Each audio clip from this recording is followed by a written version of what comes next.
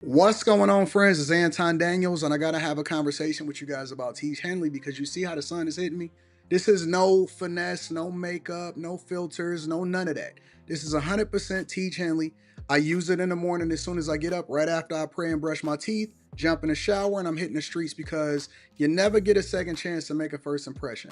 So even though they're giving you 40% off your first order, 20% off for life, even though you may get a free gift, forget all that, right? Because we would do this even if it was full price because it's worth that much. I'm in the streets, I'm kicking it with people, and I see Dusties everywhere.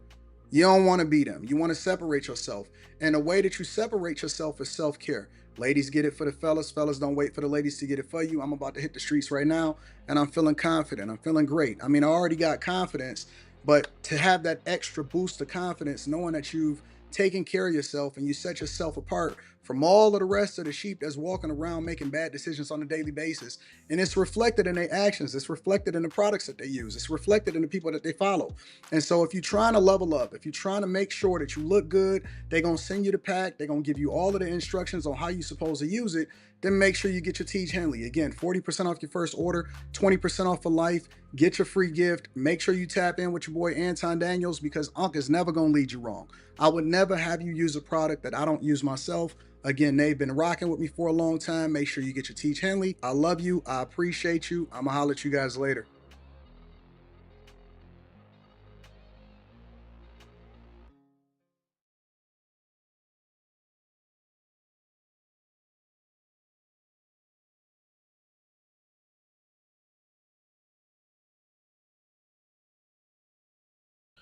What's going on is Anton from AntonDaniels.com. I appreciate you guys for continuing to rock with me. Thank you for tuning in for another edition of the Millionaire Morning Show. I'm your host, Anton Daniels. What up, what up, what up, what up, what up? It's Monday, November 18th, 2024, year of our Lord. I got good news and I got bad news. The good news is we got another opportunity to do great things. The bad news is it looks like the Biden administration, which includes Kamala Harris, is trying to start World War III before we get up out of there. But we going to go ahead and we going to run it up. I got a few announcements. We got to do some housekeeping, and then we going to get it rocking, all right? So make sure that y'all hit a like for the algorithm, subscribe to the channel, and turn on your notifications. I'm ready to rock out. Are you guys ready to rock out? Are you ready to rock out, all right? So we got a full show for y'all today. Yeah, man, it's weird. It's weird. Anton is letting his gray grow in. Don't ask me why. Really, the only thing is I'm just kind of relaxing, taking it easy, not trying to have too much going on. I ain't tripping about it. So, we just kind of moseying our way through life right now. What up, OG Rihanna? What up, Azriel, K. Cooper, Molly, Yakar, all of my friends and family that's in the building, Larry Walker? What up, what up, what up? All right, y'all ready to get started with the show? Make sure that that's right. Y'all ready to get started with the show? What up? All right, let's get to it. So we got a lot to cover. We got to get to layoffs, Chicago, Whoopi Goldberg, FEMA workers. That's something that I wanted to talk to you all about on Friday before I made a mistake and hit the button. Let me make sure I don't hit the button again today. We got to go over this World War III thing. Donald Trump Jr. responding to it. So much to cover. NBA players' homes getting robbed. We got a lot going on. So if you are not subscribed to the greatest morning show on earth, I would advise that you do so by hitting the subscription button. If you've never been here before, just experience it for yourself and then make a decision afterwards. If you've been here more than once, you should have already subscribed and hit a like for the YouTube algorithm as well as turning on your notifications. All right. So we got a Patreon exclusive video that is dropping either this afternoon or tomorrow morning. And then we're going to follow it up with a entry after a day after y'all get that and consume that in y'all system. We're going to have the live stream. I'm going to put up the information for the live stream for the next Block Club, right? And so in Block Club, we do different things inside of the Bag Chasers, the Patreon. That link is pinned to the top of the chat as well as in the description of the video. But in Block Club, which is similar to Stock Club. Stock Club, we tell you where you need to dollar cost average, put your money. We teach you everything you need to know about the market in order to make an informed decision. In Block Club, it's completely different. We go over real estate strategies, how you can make money in it. What do you need if you don't have any money? We go over every single thing. What's a hard money loan? Everything, and then we start to advance it I show you what it costs to build a home versus purchasing a home. I'm going to go over what the construction costs are. And so I'm going to be transparent. I'm going to show you what I've done. I'm going to give you insight, and then I'm going to let you make the decision for yourself. And then hopefully I can add some value into your life and giving you all of the game. You ain't got to buy no course. You ain't got to go into, $5,000, $6,000. You just work with your people in your community. Tap into the Discord. The link to the Discord is in the description of any of the most recent videos. We got Block Club coming up next. And then I'm going to give you all a full breakdown of my first build. So I built it from scratch construction. I got new properties that's in flight. So I'm going to give you all the full cost breakdown of what it cost for me to build it versus what it would have cost me to buy it. What my learned lessons was, mistakes. I'm going to give y'all every single detail, and I'm going to show y'all all of the transactions because I like to be transparent. And that's what we're going to do in Block Club. And I'm going to make sure that everybody comes along. There's no man left behind. All right. So if you're not a part of the Bag Chasers and the Patreon, the link is in the description as well as pinned to the top of the chat. Also, Tiege Hanley, 40% off your first order, 20% off for life. Shout out to Tiege Hanley. Definitely got the Q show tonight. So that's going to be popping.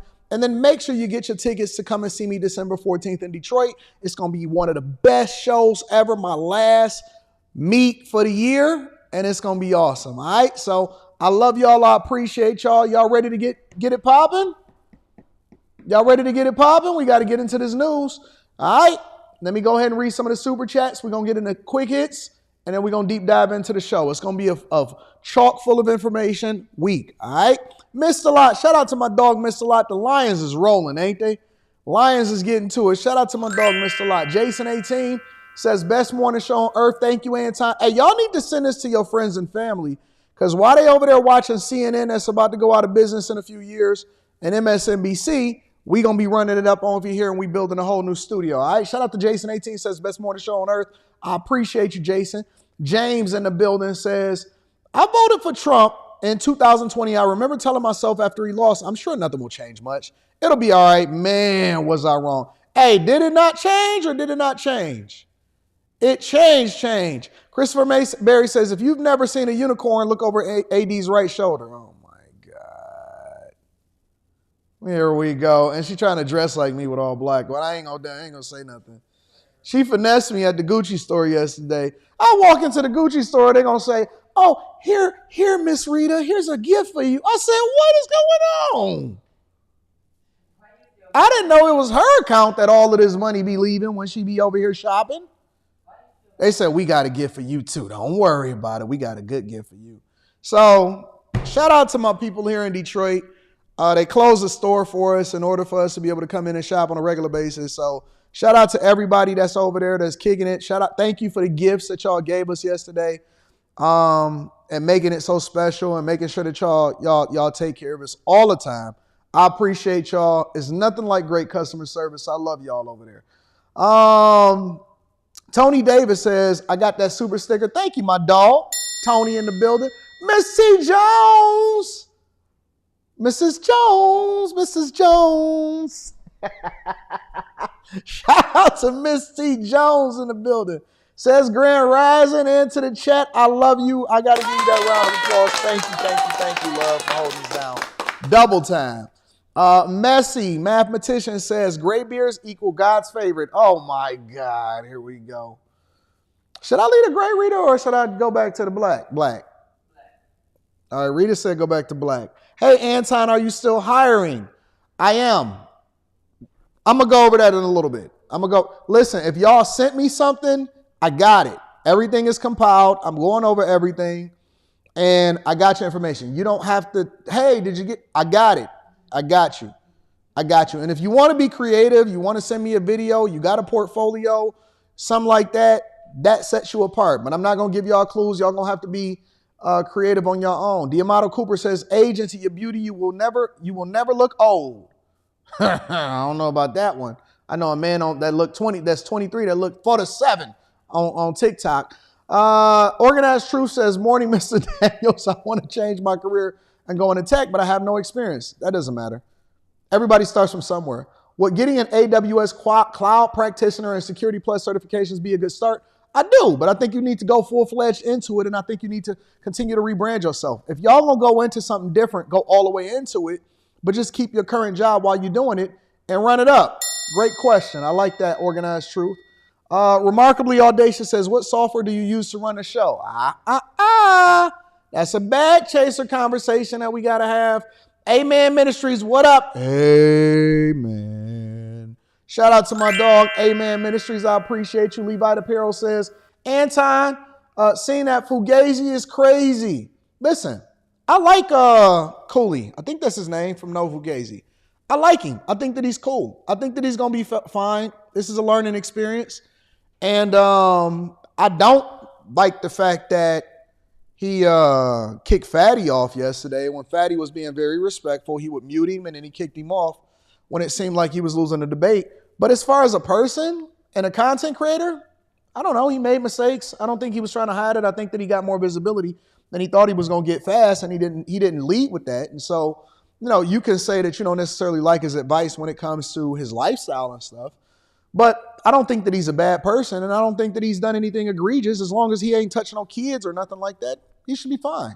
You rock with who you rock with. I think that people should if they like his show, you got to look at this as a form of entertainment. You know what I'm saying? So some people are not like me. Some people are not necessarily going to be as let me choose my words carefully. Some people you're going to attach yourselves to based off of things that you can similarly grow with as far as how they live their lives and how transparent they are, how they're struggling, how they go through stuff, how they overcome, how they're successful. And so you got to take that into consideration. That is just entertainment. I don't think that he's a bad guy. I do think that his advice is pretty solid. And I don't think that people should hold it against him, and nor do I think is anything going to happen. And I actually still like him. I just thought that it was trash the way that he handled that debate situation yesterday, and I don't think that he's ready. But he's going to grow from it. He's going to be okay. And shout out to him. Shout out to No Fugazi and Cooley. I think that he's cool. Jeweled Alchemy Soap Company says, ask if she likes Satsuma. Do you like Satsuma, Rita? It's a smell. It's a scent, I think. Jeweled Alchemy Soap Company said they don't want to send you something that you don't like. I don't know. Satsuma. Satsuma. Well, you're not going to be able to smell it. But I can get the notes from it. She'll let you know shortly. So you let me know if you like Satsuma. Thank you, Jeweled Alchemy Soap Company. They don't want to send you something that you don't like. All right? It's like a citrus. Just send it, bro. She like it all. As long as it smells good, she like it. Just send it. Shout out to Jeweled Alchemy Soap Company. I appreciate you. I appreciate everybody that hold us down. I also want to give a shout out to all of the Cash Appers. Thank you to everybody that support us on Cash App. Mike, that dude, I appreciate you. ESDC, I appreciate you. Michael Smith, what up, though? And Brian Hunter, I also love you, too. Thank you, my friend. Let me also make this announcement, and then we're going to go ahead and get into quick hits, all right? Some people we couldn't process refunds for because we don't have your information. You have to understand that we get a lot of Cash Apps, a lot of PayPals, a lot of Zelles. And so if you are one of the people that had a coaching call and you paid previously, it makes it much easier for us to not have to search vigorously, because even when I say a lot of Cash Apps, people may send $1, $2 and all of that stuff, but then you got to scroll and try to find it. So it will be easier for us if you give us your Zelle information, because we don't get that. And if you pay with PayPal or Cash App, hey, this is my information on these platforms. This is how much I pay. It makes it easier for us to find. All right. So if you haven't got it yet, send us that information and we're going to make sure that it's processed this week. All right. I know people need their bread. You know what I'm saying? All right, y'all ready to get started with the show? Teresa, he is trying to start bullcrap with this country. I agree. Let me go ahead and, is the bag chasers the same as the Patreon? It is. It is. Link is pinned to the top of the chat and all of that. Anton, are you providing more space for the seat at the table in the Patreon? Not until the beginning of the year. So once we get the studio done, once we start to, get things straight, once we start to go back possibly in the coaching calls and stuff like that at the beginning of the year, then that's when we're going to start having that conversation. All right. Shout out to Q Kennedy and Monkey Face Tattoos. Shout out to you. I like that name, Monkey Face Tattoos. Do you tattoos other places or is it just on the face? And do you got to look like a monkey? You know what I'm saying? No excuse. Lifestyle Rocky K says, What up, AD? I'm out here doing Uber Eats and DoorDash. Shout out to the hustlers. Listening to the show while I'm taking a few personal days from my job ever since Trump been elected. Running that bag feels even better. Well, we're going to get into that today. But before we do so, and thank you to everybody that support the platform. I always read everything because it doesn't matter what you give. I'm appreciative of you. I thank you. And let's get into the show. Before we do so, we got to get into Quick Hits, y'all. Quick Hits is a segment of the show that we don't necessarily think that we need to dedicate an entire segment to each individual subject, but we definitely want to keep y'all in the loop on what's going on in these streets, man. All right, first things first, more pro athletes' homes are getting robbed when they go to their basketball games or while they're out of town. Check it out. Tonight, 2 NBA players may also be victims of a trend of home burglaries targeting pro athletes while they were away at games. In October, Kansas City Chiefs Patrick Mahomes and Travis Kelce's multi-million-dollar mansions were hit during their October 7th game against the New Orleans Saints. Now police are investigating whether the same group targeted NBA players. Mike Conley! Minnesota Timberwolves point guard Mike Conley Jr. in September and Milwaukee Bucks forward Bobby Portis Jr. just weeks ago. While I was at my game yesterday, I had a home invasion and they took most of my prized possessions. Portis taken to Instagram after capturing 2 masked men on the surveillance video breaking into his home, asking his more than 300,000 followers to listen to the robbers' voices for potential clues. I am now offering a $40K cash reward for any information or tips that leads to the return of my stolen items. The police chief involved in Portis' case telling WISN 12 News on Friday there are striking similarities between all 4 burglaries, adding that his department is in touch with investigators from each state and the FBI. Obviously, it's frustrating, it's disappointing, but I can't get into too many of the details because the investigation is still ongoing. In all 4 burglaries, no one was home. Local authorities tell us they are all investigating and would not release further information at this time. NBC News also reached out to the FBI for comment on the potential connection. We have yet to hear back. Criminals are getting more sophisticated. They are targeting higher end individuals. So when you used to say, well, this only happens in, based off of proximity, it doesn't anymore. And so, with the advent of the internet and social media and people knowing your schedule and they know your salary, they know where you live and all of this stuff. Now, high multi-million-dollar athletes' homes are being targeted where you used to feel comfortable because that's the reason why you went and lived in a certain community or a certain area or a certain gated place. It's disrespectful. It's disrespectful. You know what the worst part about this is that I've seen people say, well, they can get it back. No, don't touch stuff that's not yours. Anyways, in addition to that, Coca-Cola launched an AI-generated ad over the weekend for the holidays, and people absolutely hate it. Check it out. One of the most iconic brands ringing in the holiday season. But take a closer look at the new Coca-Cola commercial and you might notice that it was made with artificial intelligence. Social media certainly caught whiff. It shows how lifeless that Christmas commercial is. It was supposed to be a reimagination of the iconic Holidays Are Coming campaign from 1995. That's crazy. But nearly 30 years later, the beverage behemoth now facing backlash for taking the real people and the cheer out of the holidays. Coca-Cola just put out an ad and ruined Christmas and their entire brand. It's less festive, more creepy holiday vibes. Coca-Cola's just the latest company to serve generative AI to its consumers. In June, Toys R Us teamed up with OpenAI's Sora to produce this commercial, saying the program allowed the company to tell this incredible story with remarkable speed and efficiency. But the reaction? It all just felt really creepy. Why do you think companies are just toying around so much with AI in this moment? Well, it's a push for marketing efficiency, right? How do we create more with less? I mean, that's sort of, business 101. I don't know if y'all know, but it's coming. And while people is complaining about it on TikTok and Instagram, it really doesn't matter because the people who's being targeted by some of these ads. So for example, if Toys R Us is targeting children, I don't think that they really gonna sit there and say, is that AI? No, they're looking for marketing efficiency. So how can they drive down the cost of being able to have an effective ad campaign and marketing while still being able to get a similar response out to the people? Now, the thing that these companies are going to have to figure out is, how do you do it with the right demographic, not just jump into it and not expect some level of backlash? You see what I'm saying?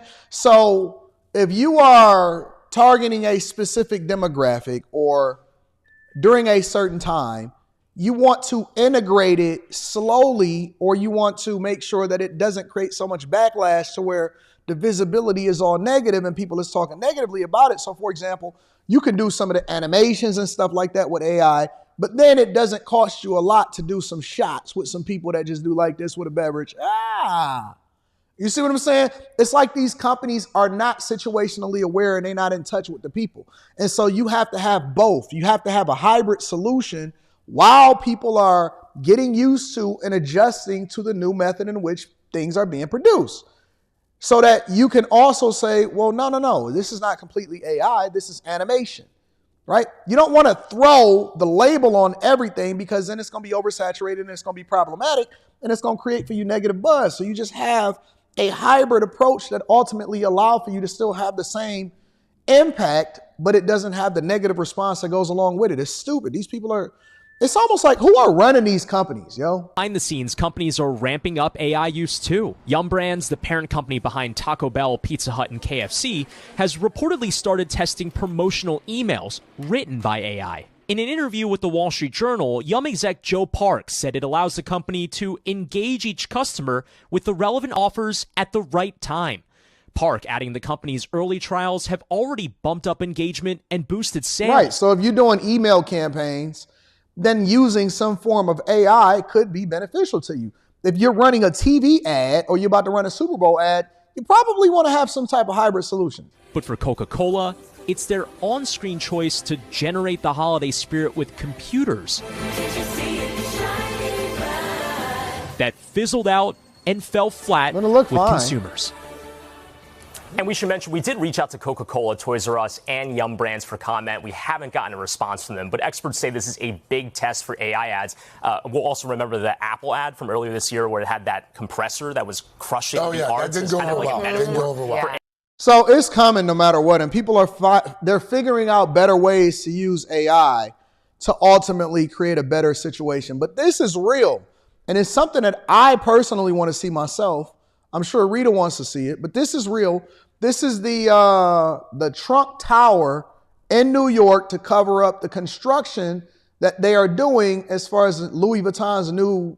They're actually doubling the space that they have over in New York, and it's Louis Vuitton's United States headquarters that they're expanding. And so while they're there and they have a temporary store, this is the display that they had across the world, but now it's coming to New York, and it's absolutely awesome in my opinion. Check this out for myself, this next story. The towering trunk has taken up residence on Fifth Avenue.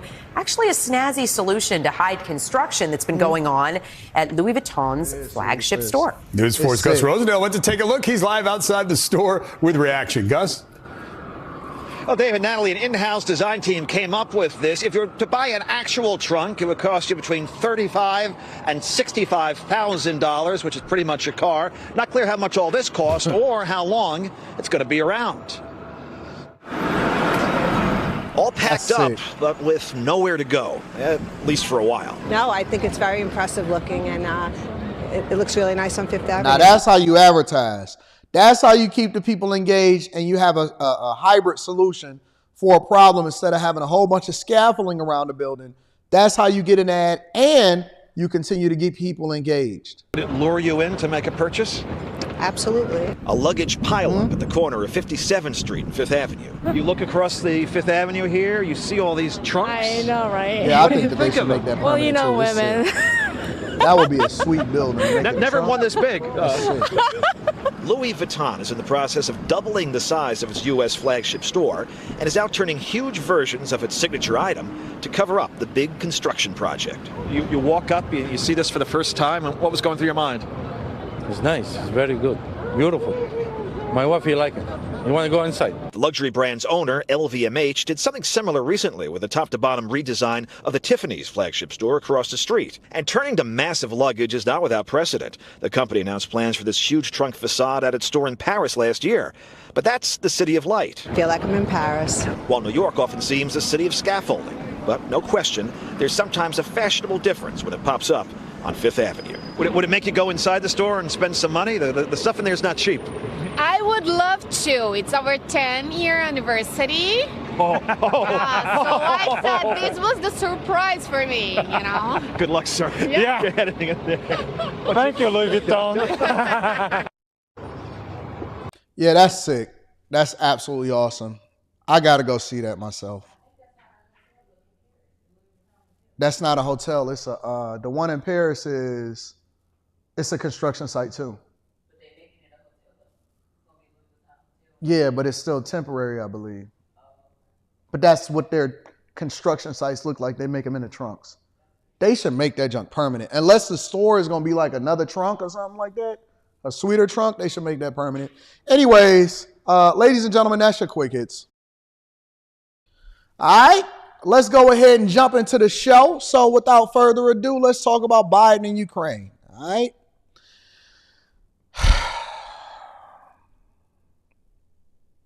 Let me update y'all on what's going on, and then I'm going to come back and I'm going to have a conversation about this. All right. President Joe Biden reversing a long-standing U.S. policy involving the war in Ukraine. Biden now going to allow Ukrainian forces to use long-range U.S. weapons inside of Russia for the very first time. CNN's Kevin Liptak is traveling with the president in Brazil. Kevin, what more are you learning? Yeah, this is a major change in American policy, and it comes at a critical point in the war in Ukraine as Russian forces mass in the city and around the city of Kursk as they prepare for an offensive there, and as North Korea has sent thousands of its troops to fight alongside Russia in that conflict. President Biden making this decision to allow Ukraine to fire the American ATACMS missiles inside Russia for the first time. And this had... All right, so let me give y'all a little bit of a history lesson. All right, and shout out to everybody in the chat. I appreciate y'all, love y'all, and the chat is my co-host for the day. So let me give y'all a little bit of a history lesson of why I consider Bush II and Clinton some of the worst presidents of all time.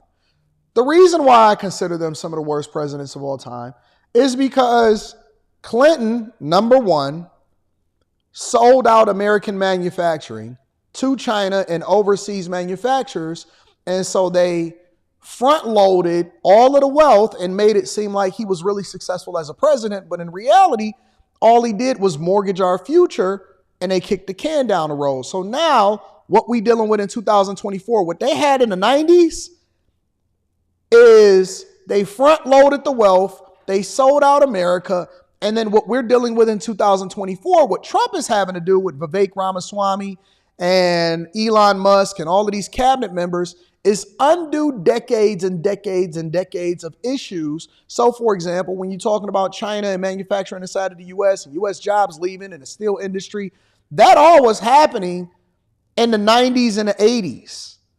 And so what they did was they sold out manufacturing in order to say, and this is how they sold you, well, things are going to be cheaper and we'll be able to make things more efficient. Well, basically what they did was they eliminated American manufacturing and they got rid of a whole bunch of jobs. And so now you're sitting here arguing back and forth with me talking about where costs are going to be higher because, you know, they're putting tariffs on things. No, he's incentivizing manufacturers to come back to the United States of America and undoing what has been undone, you know, according to Kamala Harris, all of the issues that we did from previous presidents. Fast forward to Bush, the second one. And that's how I know being a C student, you could be successful because Bush said that he was a C student. He said, I ain't even tried school. All right. He was good at dodging shoes, but he wasn't great as a president. He's one of the worst presidents of all time, objectively. And I know that I'm a conservative and I know that I voted Republican, but I have to be objective enough to tell you that Bush II, in my opinion, was one of the worst presidents of all time. And one of the ways that they was able to leverage people's emotions in order to stay in power was they literally became warmongers and they, in my opinion, incentivize the United States of America to go into places that they weren't supposed to be in the first place in order to A, maintain power, and then B, somebody somewhere, a whole bunch of people made a whole bunch of money. So when they tell you that the Democratic Party is the party of war and rich people, they are not lying to you. And I think something much more sinister is happening here, but we'll get into that shortly. Been the subject of a long-running debate inside the American government about the wisdom of allowing Ukraine this new capability. There were officials who were concerned about the risk of escalation in this war. That's something that President Biden has been concerned about throughout the conflict. You also heard officials worry about the stockpiles of ATACMS. These are not resources in endless supply. No wonder Russia needed the Lord of War out of prison that they traded for Brittany Griner. No wonder they traded Brittany Griner for the Lord of War. So now we got somebody that don't even really stand for the American flag over here in the United States of America, and Russia needed their general back.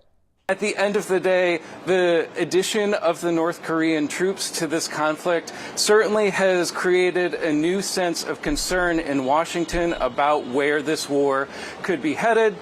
It's a subject of conversation that President Biden has had throughout his trip this week in South America. He discussed it earlier in Lima, Peru, with the leaders of Japan and South Korea. He also discussed it yesterday with the Chinese President Xi Jinping, trying to apply pressure on Beijing, to apply pressure on its largest, or on North Korea, which is China's largest trading partner, to try and convince Kim Jong-un that this was a mistake and that it could put his own troops at risk. But now this decision, I think, certainly for American officials, they do hope that it could help turn the tide in this conflict, but also send a signal to countries like North Korea that it sends its troops into this war at their own peril. Frederica.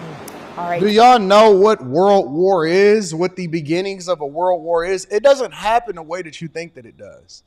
It's not going to play out with, oh, everybody is just going to jump into a war together. No, this is how, actually, this is not even how it starts. It started a long time ago when we decided that we wanted to support through proxy meaning that, and the reason why we call it a proxy war is because we say that the United States of America has their hands and they're incentivizing other countries to have their hands in stuff that they should not be a part of in the first place, to the detriment of the world and to the detriment of the United States of America and its citizens. So now what we're doing is we're basically writing blank checks, running up inflation, adding to costs, ultimately putting our troops in harm's way and starting to incentivize and then creating anger towards us. So when J.D. Vance actually pulled up and he was on, I believe it was CNN or it was MSNBC or it was NBC.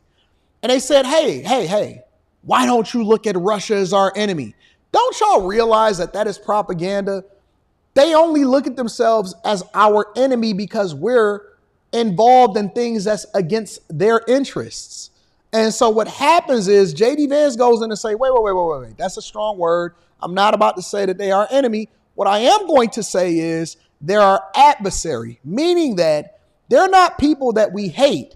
They are people that have different interests than us, and so we have to have diplomacy. Diplomacy will allow for you not to plunge in a World War III because it's a zero-sum total, and the only people that lose is the American citizens because the people in power are still going to be there, right? And so while we was paying attention to whether or not they had Meg Thee Stallion on the stage or whether Beyonce was going to be out there endorsing Kamala Harris, J.D. Vance was giving you the news and he was saying, listen, we have to have diplomacy. We can't sit here and start to call Russia our enemies. And that's why the Millionaire Morning Show will highlight the ignorance, but champion the things that we really need to pay attention to when the information that you need in order to make an informed decision is important. While y'all playing identity politics, they playing war games across the seas, overseas, and giving money over to Ukraine and enabling them to have long-range missiles to be more, to make this more of an escalated issue than it needs to be. When you know more. Thank you so much. Joining me right now is CNN military analyst Colonel Cedric Layton. Colonel, great to see you. So first off, explain what these missiles are all about, this Army Tactical Missile System, or sometimes referred to as ATACMS. Talk to me about what they are, their capability, and why this is a potential turning point. Yeah, Frederica, the MGM-140A ATACMS, as you mentioned, the Army Tactical Missile System, has a range of around 180 to 190 miles. And what it can do is it can attack things like ammunition depots, troop concentrations, logistical centers, all of those kinds of things that could resupply a front line. So what the purpose of this is, from the Biden administration standpoint, is to actually make it possible for the Ukrainians to prevent the Russians and the North Koreans from attacking the Ukrainian concentrations in Kursk, which is... And you know what's so funny? Now you got North Korea giving Russia troops. China is more incentivized to attack Taiwan because of the semiconductor chips. Meanwhile, this is what J.D. Vance says, and this is why we have to do our research. J.D. Vance said this when he was asked by the same woman that was trying to give Trump a hard time at the National Association of Black Journalists. This is what J.D. Vance said, all right? This is what they said. Do you see Russian President Vladimir Putin as an ally or an enemy? Well, I think that he's clearly an adversary. He is a competitor. But I think that we also have to be smart about diplomacy, too. Just because we don't like somebody doesn't mean that we can't occasionally engage in conversations with them. And I think it's important, if we're ever going to end the war in Ukraine, fundamentally at some level, we're going to have to engage in some sort of negotiation between Ukraine, between Russia, between our NATO allies in Europe. And that's just a necessary part. Doesn't mean we have to like it, by the way. Doesn't mean we condone the Russian invasion of Ukraine. But I think that sometimes you do have to engage in diplomacy, even with and maybe especially with your adversaries. I think the bigger problem, Kristen, if we step back for a little bit, of course, we're on the cusp, obviously, of a presidential election where I want the American people to select my running mate as the next president. Whether it's the cost of groceries, whether it's the southern border, and importantly, whether it's the chaos all over the world, I think really the theme of this election is that Kamala Harris broke things in the world, in the country, and Donald Trump will fix it. And if we get back to his steady leadership, it's not just going to mean lower grocery prices at home. It's also going to mean a much more stable and peaceful world. When you say that he's an adversary, just to get back to the question, you're not willing to go so far as to call him an enemy. Well, we're not in a war with him, and I don't want to be in a war with Vladimir Putin's Russia. I think that we should try to pursue avenues of peace. I'd also call China certainly a competitor, but we're not in a war with China either. I do think, though, that China constitutes the biggest threat that we have for the United States of America, and I think that we have to be serious about it. But I think we have to be careful about the language that we use in international diplomacy. We can recognize, obviously, that we have adversarial interests with Russia. We can condemn Russia's invasion of Ukraine, and I have, and of course the president has, but we also need to engage in some smart diplomacy if we're ever going to get out of the mess that Kamala Harris has left us in and get back to a posture of peace. Thanks. Well, guess what, JD? They don't want us to be removed. And I also think that they are trying to sabotage the incoming president-elect, Donald Trump. But they don't want to engage in diplomacy. Do you know that Kamala Harris basically admitted that they've never even had a conversation in over 3.5, almost 4 years, 3 3/4 years? They've never actually engaged with Russia to figure out how it is that they can make sure that they remove them out of this situation so that we can end this. This has been going on for years now. Now we're using ATACMS. Now we've spent probably $1 trillion, and now we're using ATACMS. Is the territory of Russia that Ukraine has occupied since August. So these missiles are designed to go in and to take out those kinds of things like those logistics installations that I described. And they're designed to do this in a very efficient, very lethal manner. And it's one of the most lethal weapons that the U.S. has in its arsenal. And if the Ukrainians can use it the same way that the U.S. would use it in a similar situation, then it could very much change the way in which the war is being fought right now. So would there be conditions attached? Might the U.S. have said, okay, we give the green light to use these, But they do have to be logistical locations, like you just mentioned, logistical Russian, targets. Would there be any further guidance from the U.S. on how and what the conditions are in which to use these? Yeah, I'm certain there is further guidance from the Biden administration to the Ukrainians on this. What they will probably say is that you can only attack those installations that are supplying the war effort against you in Ukraine or in Kursk in this particular instance. So the idea would be, Frederica, that they would go in and they would give them a list of targets that they can hit. The Ukrainians would perhaps provide a list of targets that they would like to hit, and then they would say, yes, you can use these weapons to hit those targets, or no, you can't hit those targets. One thing that would definitely be off the list would be nuclear installations or anything that would affect the strategic warfighting capability of Russia. That would most likely. This is all bad. It's just all bad across the board. It is bad, bad, bad, bad, bad. But before we read Super Chats, let me pivot for a second and actually give you what Trump Jr. is saying. Now, Trump Jr. is saying, listen, I'm going to be honest with y'all. I'm not going to mince words. I'm not going to be politically correct with y'all whatsoever.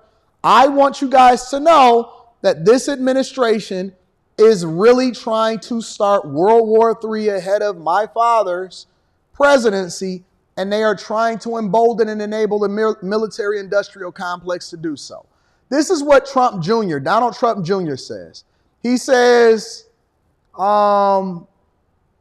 he said on Sunday, yesterday, that the United States' recent aid to Ukraine is a bid by the Biden administration to start World War III before his father, President-elect Donald Trump, takes office in January.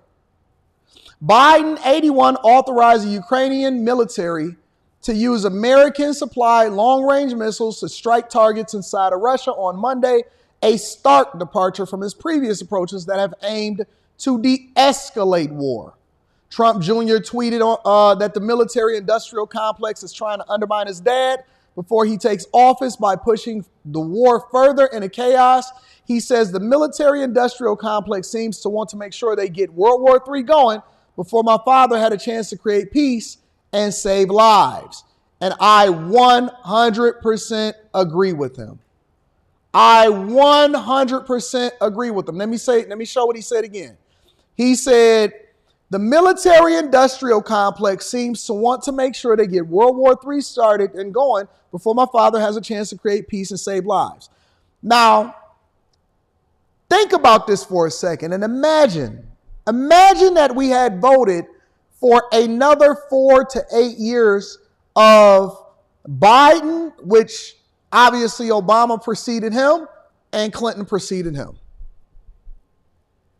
Imagine that we had followed you libtards to the polls and voted not in our best interests, and that people that were benefiting from this, because don't get it confused. I am not mistaken even a little bit.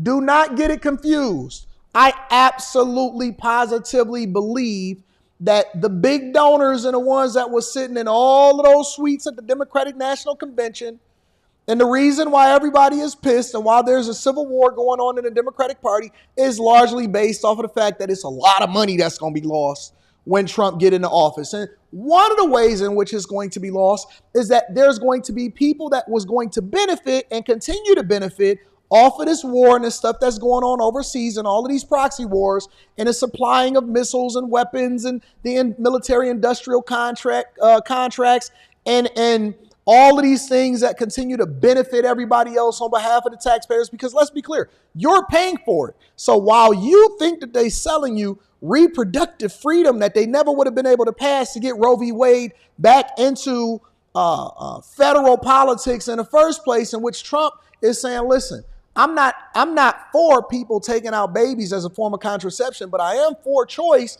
in that y'all can vote on it on a local level and in your state versus as being a federal issue, because we don't need to have our hands in it, while they selling you on something on your emotions. And that's what they spent $1 billion in their campaign for. Really what they doing is cloaking it behind the idea that it's a lot of people that still got to get rich from this campaign and from y'all staying in office. and I need y'all to be there because we're not really trying to pull out of this war in Ukraine. You don't think that it's people that benefit off of lives being lost every single day and they go to sleep well with no conscience? Watch The Lord of War. Go watch Lord of War. You should watch it. It's blood on people's hands more than ever before. There is so much profit that comes from having people fight and kill each other. Look at it on a smaller level. Look at it on a microscopic level and tell me there are not people that benefit from you robbing your neighbor or you killing people in your own neighborhood. Now look at it on the mass global worldwide scale. What you think that these guns just get in the hood because they making them? You think that they making guns in the hood? You think they making makeshift guns? Where you think they get this stuff from? But you think that it's not a benefit? Listen, it's the same thing for all of these institutions that stood up to keep you stupid, dumb, poor, and tied to the Democratic Party. When you think about, for example, family court, and women sat there and they got mad at men and they said, why do y'all want to do away with the way that family court is set up? Just pay your child support. Well, listen, that's a multi-billion-dollar industry that keeps so many people employed. And so instead of the market dictating what people are supposed to do, we then need more lawyers and more judges and more money being passed through the system so that administrators and all of these people can get paid just so they can stand up a process to keep you tied to a party that's not going to be beneficial to you or your family long term. And it's the same thing when it comes to every other system. If you want to talk about systematic oppression, then talk about the very ones that you vote for in place. It has nothing to do with some cloak underwords. It has everything to do with the thing that's sitting right in front of your face. They not hiding it no more. They telling you right in front of your face, hey man, we ain't doing that. We ain't rocking like that. And you better go and vote. Follow your girl to the polls and rock out. And we want to take your guns. So you better have a taser when somebody run up in your crib with a switch. You better have a taser when somebody run up in your crib with a switch. Because if you don't got a taser, you going to jail for defending your own property. And if you shot them in the back, you getting double life. And you better hope the next administration pardon you. You getting double life. Eric Trump Jr. is going on to say, gotta lock in those trillions. Life be damned, imbeciles. So now you finally got an administration that will tell you the truth to your face. And y'all sit there and y'all call them racist. You say he gonna take away your rights. Who's taking away your rights? Who's taking away your rights? He said you gotta lock in them trillions. Biden's decision permits the Ukrainian military to use U.S.-made Army tactical missile systems in the Kursk region, which sits on the northeast border between the two countries. The missiles have about 190-mile range and boast massive blast radius, which can be about 1 kilometer depending on the type of warhead. Now, let's just say, for example, something is authorized, and it just so happened to mistakenly go to the wrong location and hit the wrong thing, and it's the wrong button using a U.S. missile. Then what happens? Because I want to revisit this conversation, and I'm going to say I told you so. But by then, it's going to be too late and it ain't going to really matter. Everybody that got somebody that's in the military, the armed services, the U.S. Air Force, the Navy, I want y'all to remember all of these libtards that decided that they wanted to keep these people in office. Listen, I ain't even care. You know, it's people that sit here and they say, oh, man, y'all won. What you still complaining about? We not. They still in office doing damage before the president-elect ever coming into office. They still in the office doing damage. They got 2 months left, and all of a sudden, we just so happen to plunge deeper into the war. Dog, you got 2 months left. You a lame duck coach. Y'all ever seen a lame duck coach in the NBA? They just mailing in, or they trying to figure out how they can get their next, position themselves to be an assistant or for their next. You a lame duck coach. You know you're getting fired at the end of this situation.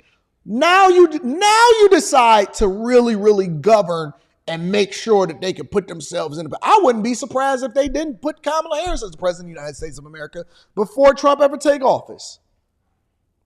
Insane. And you got people over here like Guillotine. Elon Musk rigged the election. No more than rigging that 81 million votes that we just so happen to mysteriously see, and we ain't never seen something like that in our entire life.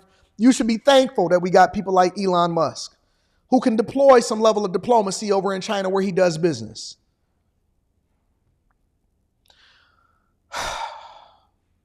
Ukraine signaled that it would take advantage of the new stock of weapons within days after months of pleading for permission to use the American missiles amid crushing setbacks on the battlefield.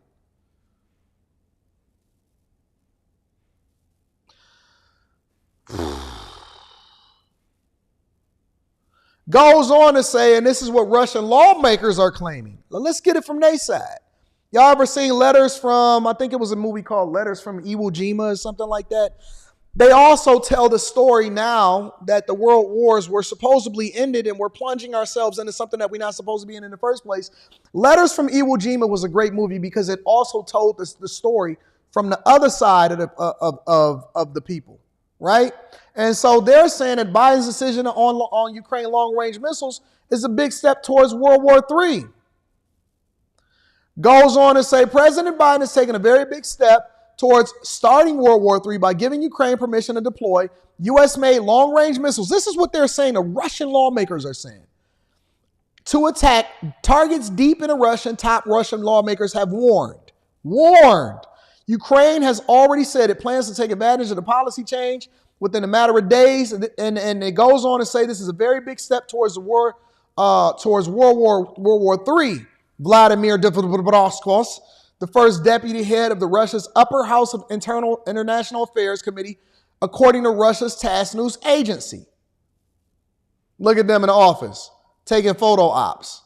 Goes on to say other Russian officials, too, warned that the move would spark an immediate response. Goes on to say the West has decided on such a level of escalation that it could end with the Ukrainian statehood in complete ruins by the morning. Andrei Klishach, a senior member of the Federal Council of Russia's upper chamber of parliament, said on the Telegram messaging app. The apparent decision comes just weeks before President-elect Donald Trump takes office and follows months of pleas from the Ukrainian president to allow Ukraine's military to use U.S.-supplied weapons to hit Russian military targets far from its border. The White House declined comment. No. And so here's my thing. How do you decline comment? How do you decline comment? How do you not make yourself available to the United States of American people and answer for it? And I want to see all of you liberals. I want to see y'all come to the front of the congregation and explain this to us. Help us to understand, since we so dumb and since we made the wrong decision by dragging y'all into this situation by electing Trump, and while Trump was sitting there at a UFC fight trying to enjoy a night off and look at John Jones give him the belt and do the Trump dance, Sleepy Biden and Kamala Harris was in the war room with their hand on the button. So I would love for y'all to sit here and explain to me and give me some insight and information on how this actually makes sense for the American people and for the world. For everybody that voted for Kamala Harris and the military-industrial complex, tell me why this makes sense, and please miss me with anything that it got to do with Trump. Anytime that y'all explain y'all decisions, I want you to remove Trump from it and just substantiate your argument. Tell me what you can't do with your bodies in a second, and tell me how this makes sense. There was no immediate response from the Kremlin either, which has previously warned that it would see a move to loosen the limits on Ukraine's use of U.S. weapons as a major escalation in the ongoing conflict. Zelensky, meanwhile, appeared to confirm the news in his evening address, saying that the missiles would speak for themselves. What the flying freak is going on in this federal government? What is happening in the United States of America 2 months, a month and a half before 2020 or 2025? What the heck is going on in the United States of America that y'all, somebody justify it, anybody, please, somebody tell me how it makes sense that we are authorizing long-range missiles deep into Russian territory with United States ATACMS continuing to fund this war, giving the money 2 months prior to Trump taking office. Somebody tell me that. Somebody give me some insight. I'm curious. I'm watching. I don't see no liberals in the chat all of a sudden. They all got something to say. They've been talking tough for the last 3 years. Now everybody is quiet. Everybody is quiet. Shh. We don't have no comment right now. Where Kamala Harris at? She was out there talking about, joy and love and all of this stuff. I would like to know if she's sitting there right with Biden like she said that she does for every major decision. I would like to know if she's laying up with Biden, making a decision on whether or not we should allow long-range missiles over to Ukraine. Curious. Love to see it. Today, many in the media are saying that they have received permission to take the appropriate actions. But strikes are not made with words. Such things are not announced. Missiles will speak for themselves. They certainly will. Ukraine's first deep strikes are likely to be carried out using ATACMS rockets, which have a range of up to 190 miles. And this is how they choose to execute.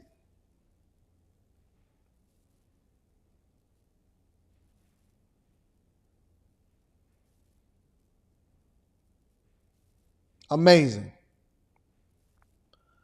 Amazing. Well, I hope that y'all happy. Let me give y'all a round of applause for the way that y'all go about doing things.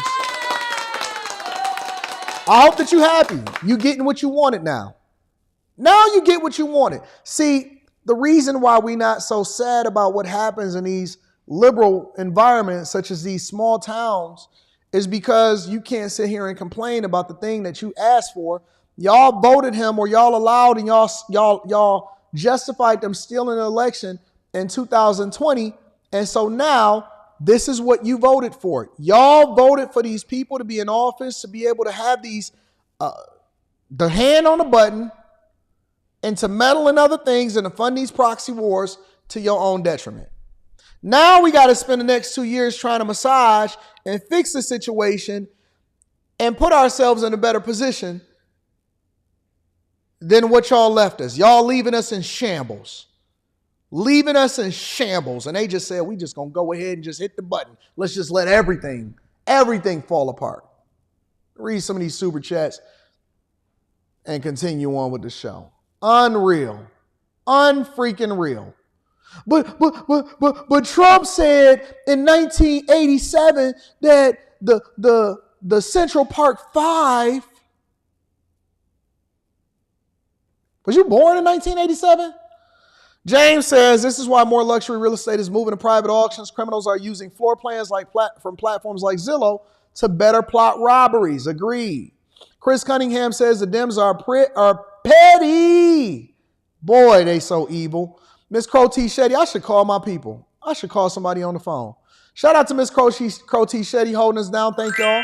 Young Reckless goes on to say, Anton, black women all over TikTok calling Afrotech high-value black men revenge of the nerds and incels because they have options. They aren't checking for them. Your thoughts?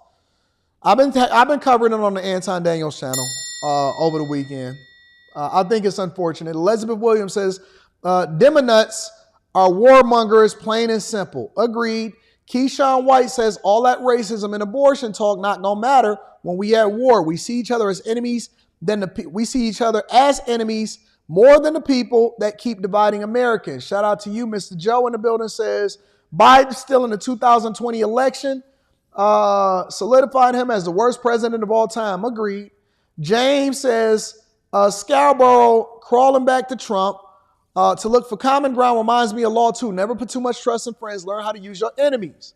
Ashley Patterson says, good morning, Anton. Almost missed the live. I pray you guys have a great weekend. Your shows get me through my shift. May the Lord continue to bless you. I'm on it, Ashley.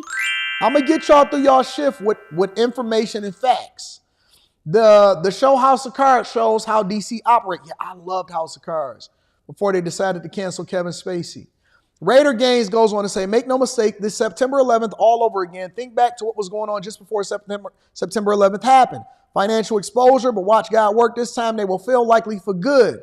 DeMarco Thomas says, Kamala said that she was different from Biden, yet she has been silent about Biden letting Ukraine use our long-range weapons, wolf in sheep's clothing. Keyshawn White says, clothing yourself as the treatment while you're causing the problem. That's the way to get rich. Did Russia strike Kyiv a week after they agreed to sit down with Ukraine, or did my headlines get mixed up? Sounds like Putin on that BS. Always an excuse. Rob B says, is this what they call peaceful transition of power? X-Ray Podcast says, I served for 17 years and worked the system. It's expensive, required a lot of logistical support, plus the U.S. ammunition will be a hinder. Advanced Perception goes on to say, can't tell a country not to defend themselves, hashtag 911. Democrat leaders are suicidal, purposely escalating war with Russia, says Howie Brown. J Raider 84 goes on to say, hey, Anton, is there a way you can have a closed caption on your live feed? My girlfriend is hearing impaired. She wants to sit and watch with me. I could try to figure that out. Let me do some work. Let me do some research. I never thought about that. Thank you for letting me know. Raider Gaines also goes on to say, I bet they will say Biden went rogue and executed the 25th Amendment to get Harris in there to say she saved us from World War III instead of Trump. Zoomer Doomer goes on to say, just know the defense ETF's about to go stupid. If y'all wasn't a part of the last stock club, if y'all not a part of the Patreon, I went over the industries that would benefit as a result of Trump becoming the next president. Y'all need to go and watch that. Shout out to Turtle. Turtle goes on to say, Democrats showing the final play set before the vamps hide in their bunkers. Marcus X goes on to say, are your tool looking to hire? Are your tool looking to hire? I have a goods candidate for you who lives in a D. You actually have done a video on her. I think it would be great. Well, hopefully I did a positive video on her. Andre Magruder says that the report said that they were approved targets, cannot hamper the military conflict. Does that mean that a target must be a civilian? How is that a mover towards a peaceful resolution? I got questions. We all do, but they're not talking right now. Anton, it may seem like creating a mess for Trump, but they could be attempting to remain in power that could postpone the inauguration indefinitely. No, we're not having that. Are you still looking to hire? Sorry about the typos. Yep, everybody, if you sent me a resume or if you sent me information, you don't have to follow up. We got your information. Nick Phillips says, good afternoon, AD. Quick question. I noticed that you have strong opinions about Black Greek organizations. Did you have a negative experience with them in the past? Nope. I just don't think it aligns with the word of God. And most of the people that I've seen join Greek organizations, especially back in college, was dudes that couldn't get boxed and wasn't joining it for the right reasons. Now, that does not mean that the organization does not do great in the community. And it does not mean that y'all don't have good people, especially good brothers that's a part of it. However, when I see different things that put y'all in a negative light, and when I see men that was looking to stroll to the polls over this last election, as well as women that was looking to elect Kamala Harris based off of affiliation and not based off of what makes best for the American citizens, it puts a black light on you guys. So I don't think any organization is all bad. And no, I've never had a bad experience with any Greek organization. However, I do think that y'all made yourselves look bad over this last election, objectively. And that's not everybody. That's in its entirety. Everybody supported this last administration that's coming out is bad. My brother, love the work you do and have done. Shout out to everybody that held me down and everybody that's contributed into the platform. I'll continue to read super chats and cash apps throughout the show, but we got to continue the show. All right? So, considering what's been happening here in the United States of America, Chicago, we got to continue to bring y'all to the front of the congregation. Now that the election is over. I can show them if you ask again from your iPhone. No, thank you, Siri. Now that we're done with the election, even though the Biden and Harris campaign and administration is trying to sabotage Trump, residents are fed up on a local level, and I'm so happy about it. Why? Because I told you guys that just as important as the national election is what goes on in your local municipalities. And when you were voting this November, that you needed to be aware of what was happening so that you can vote differently than you have in the past so that you'll get different results. You want something different, you got to vote differently. You got to do something different or something that you've never done before. And the people in Chicago are mad. They mad. And they said that they fed up with Mayor Johnson. Take a look. I'm going to start with what you said, Tuesday? We're going to defend the people of this city because, look, his attack, let's be very clear, the president-elect, former President Trump, his threat is not just towards new arrivals and undocumented families. His threats are also against black families. He has a vision to destroy public education. So when he talks about Project 2025 and dismantling public education, we're talking about a system that has been designed to create leveling opportunities for families who are descendants of slaves. Surely going to. You always want to use black people in your press conferences, but don't do nothing for black people in Chicago. You already know why I'm here, and I've been coming here for a year. Before I even knew who you was as a mayor, you was dipping off, going to sides when I was out there protesting. You have corporate counsel right next to you, Mary Richardson Lowry, who has no idea what she's doing, because if she would have told you to settle my case. Okay? So yeah, you can look the other way and roll your eyes and do all that stuff, but you do not care about the black Chicago citizens. Okay, you're trying to push this socialist agenda in this capitalist society. In 2019, when you was head leadership with CTU, y'all did a little GoFundMe and went over to Venezuela because y'all already knew what y'all were going to do with bringing them all over here, right? So you're pushing this agenda with the illegal immigrants because y'all done stole all their money because you thought that after that $51 million that the feds gave you back then, that Biden was going to keep sending y'all money. But as you know, Biden is the real racist. The one that y'all say Trump is, Biden been racist. I'm so glad that y'all starting to wake up. Let me give a round of applause for the people in Chicago. I'm so thankful. Listen. I know that the majority of the black people still voted at over an 80% clip for this Harris and Biden administration.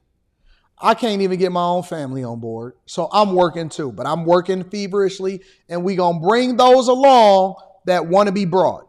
Those that want to get rich, those that want to keep their families intact, those that want to build wealth, those that want police to actually stamp out the crime that's in their neighborhoods, those that don't want illegal migrants over into this country, those that are tired of seeing these Democrat stronghold cities rob, steal, kill, and destroy everything, and then they leave it in their wake. Those that don't want to continue to be a part of the plantation, one person at a time. This is like the Underground Railroad. Biden been racist for a long time. He just popped up with Obama as the vice president, and everybody just forgot. Okay? You have no idea how how to govern. 2026, 2027, we're going to get you out, Tony Preckwinkle out, J.B. Pritzker out, Kwame Raoul out, and probably half of the disgraced 50 out too. And the disgraced 50 is the alderman. Okay? My case should have been settled. They stealing black people's property and land in the city of Chicago, and they've been doing it for a very long time. Okay? Majority of the people that work for the city of Chicago and Cook County are realtors or part of real estate agents. That is a conflict of interest. So that's why y'all keep stealing our property and our land. That is one of the biggest conflicts of interest that I've ever seen in my entire life, and I did not know that. Prior to actually listening to this person talk, I did not know that. If that is not the biggest conflict of interest I've ever seen in my entire life, and I know that these people is finessing these people out of their properties. You know what, one of the biggest scams that's not really being highlighted, and maybe I shouldn't even mention it because I don't want black people to start getting no ideas, is to basically have somebody in the office that's working to make sure that they find out what's going on, who's going to be losing their properties and all of this, and then to go in and pay it and then force them to have to pay you, and then all of a sudden they lose their property, is deeded over to you, and then next thing you know, everybody's getting rich and nobody had to really pay for anything, and then they can take over your property, regentrify your neighborhoods. And here's the real finesse. Let me tell you what they really do. They allow for criminals to take over a neighborhood and run the property values down.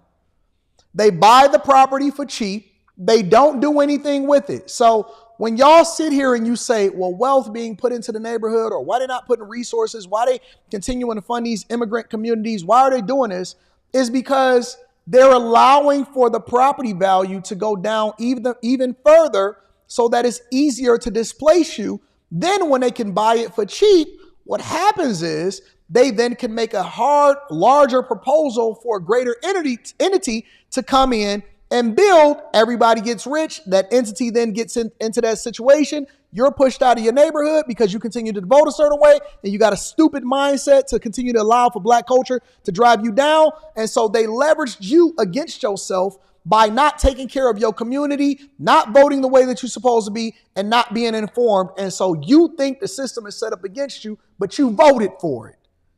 And then they use people that look like you in order to do so. The greatest finesse of all time was to turn you against the people that educate you to allow you to be finessed by somebody that looked like you. And you know what's so simple for black people? You know why identity politics is so dumb?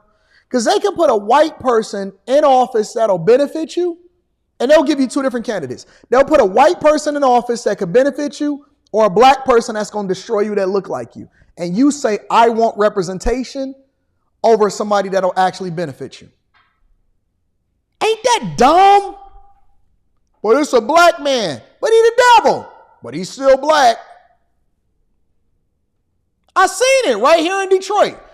Back when Coleman and Young was in office and black people, oh yes, finally got us a black man in office. That man was crooking and hooking and stealing and killing, and every single neighborhood in the entire city was like, pfft. And they finally ran it into bankruptcy. We had black mayors, we had black judges, we had black police officers, police chiefs, we had black superintendents, we had black people that was over all of the schools. We was the blackest city in the United States of America, and they was like, pfft. Black jobs, manufacturing hub of the world, and they stole you blind. They stole this city blind. They took every dollar and dime, and they left y'all children to go and suffer and everything. And they doing the same thing. They running the same play, different field tactics, different teams, same playbook, same identity politics over in Chicago. The same identity politics over in Chicago. Except for the people is like, you know what? No, before we get to the point to where we completely go bankrupt, we going to turn this city red. Oh, the people are standing up. They trying to save you from yourself. Good evening, everybody. Good afternoon. I want to know, how does it feel that Trump is in office right now? You see the Mayor Brandon Johnson? You underestimate us. You underestimate the black people, and you underestimate Chicago red. We're the thorn in your side, and we're going to be the thorn on everybody else in this council member side too. If you don't stop what you're doing, we're going to take matters in our own hand, and we're going to stop it. You know that Trump had pulled 45% of the voter in the state of Illinois, 37 in the city of Chicago. That's the statistic. That means that Illinois is turning purple. We're going to turn red. Y'all can bird dog me all y'all want, but if it's relationship over duty, then y'all don't serve the blue. And you can smirk all you want. Mr. Sims, direct your attention towards me, please. You're a criminal. Why do I got to address you? They don't like you in Chicago, Brandon.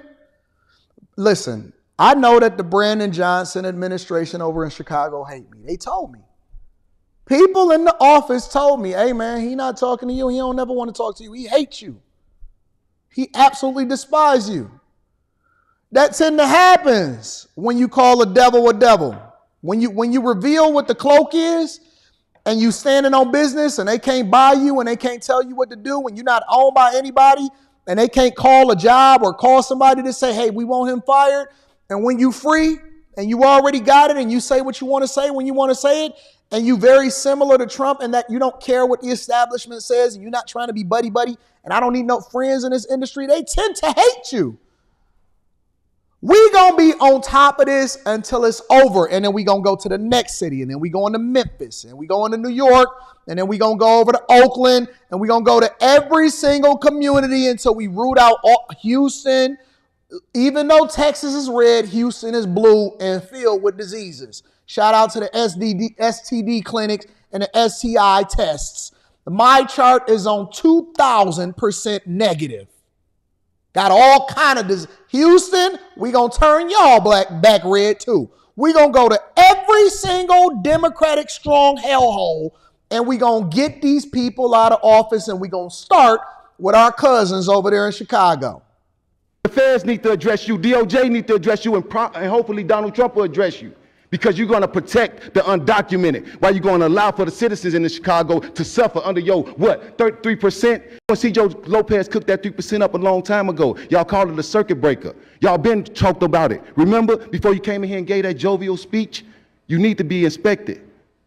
Somebody said leave Houston out of this. Y'all just got the black mayor up out of there and hired a white one because the black mayor sent y'all broke. The white mayor that just got over in Houston, he said, hey, man, we broke. Water department stole us blind, all of that stuff. We ain't got no money to continue to fund the things that we supposed to. That don't make no sense. You can't be in Texas and be broke.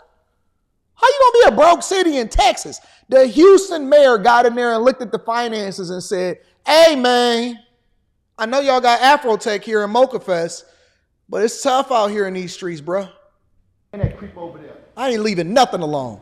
Acting like, you just gonna bully everybody. Talk to him. I love Jessica. You got people. I had Jessica on the show. Officers whose families don't even want you to come to the funeral. You just like a schoolyard bully.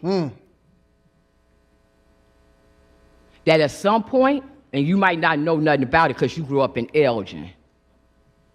But those of us who grew up on the south side. I think I'm going to have a segment every single week where I have people like Jessica and Danielle come up on here and give me an update on what's going on. On the west side of Chicago, we all know at some point that bully gets cornered in the alley. And everybody come at him. And he ain't going to have nobody to help him. That's you. That's you. Keep thinking you ain't going to abide by what the President of the United States said. Everybody know better than that. I see you, Anna Valencia, in your red. You know what it is. This is the second time you showed up in City Council in red. You know what it is? Yeah. Yeah. So you and the rest of them that know what time it is, y'all come on. You leave that loser where he is. He's a loser. He's a loser. No, me and Zoe, we ain't doing nothing for nobody except for ourselves. We got you, loser. Talk to him to his face. Oh, the people say, no, Houston is good. This is what happened 7 months ago when y'all just got a new mayor elected. Well, Houston, we may have a problem. Our mayor announcing today that city government has more expenses than revenue to pay for them. That's right. Fox 26 political reporter. See, I'll pull the receipts. I remember doing every single show. See, some of y'all just got here. We've been doing this for a long time, and so I got the memory of an elephant, and I'm very much in tune with what's going on a local level in every single city inside of the United States of America. Yes. Is back from today's council meeting where city leaders absorbed the financial reality check. Greg. Yeah, Caroline and Rashi, the news from Mayor John Whitmire came with no sugarcoating. That is, despite massive needs in multiple areas, the city he was just elected to lead is operating in the red. I think we can all agree on that we're broke. Let me play that again for the people in the back. I know y'all think that y'all just got there. You moved to Houston, H-Town down. I know Beyonce from there, but let me replay it again for the people in the back. The city he was just elected to lead is operating in the red. I think we can all agree on that we're broke. I just wanted to make sure that I reminded you. I don't want nobody to say, well, Anton, you just talking. You got to substantiate. You got to back up what it is that you say. Okay, well, then we just going to go ahead and pull the receipts. I have no problem digging into the archives and making sure that I go ahead and hear it straight from the horse's mouth. Now, if it's a lie, the Mayor John Whitmire that just got into office is lying. If it's a lie, he told it. Don't get mad at me. Get mad at John. Y'all said leave Houston alone. Okay, all right. We're going to leave y'all alone. We got to focus on Chicago right now. We're not focused on Houston. We're going to focus on Chicago. We coming for every black city and every urban center. We coming for every one of them. 14% rating is what you appear to have, Brandon Johnson, across the United States, or how they see you. But 14% rating. Now, I'm going to talk about those known donations of $11.5 million that came from places like the CTU, the SEIU, the American Federation of Teachers, Illinois Federation of Teachers, and then someone got the... Somebody say, how old is that video? 7 months ago. Here, let me show you the receipts. Just want to make sure that we all on the same page. Don't want nobody to be confused about what's going on in these streets.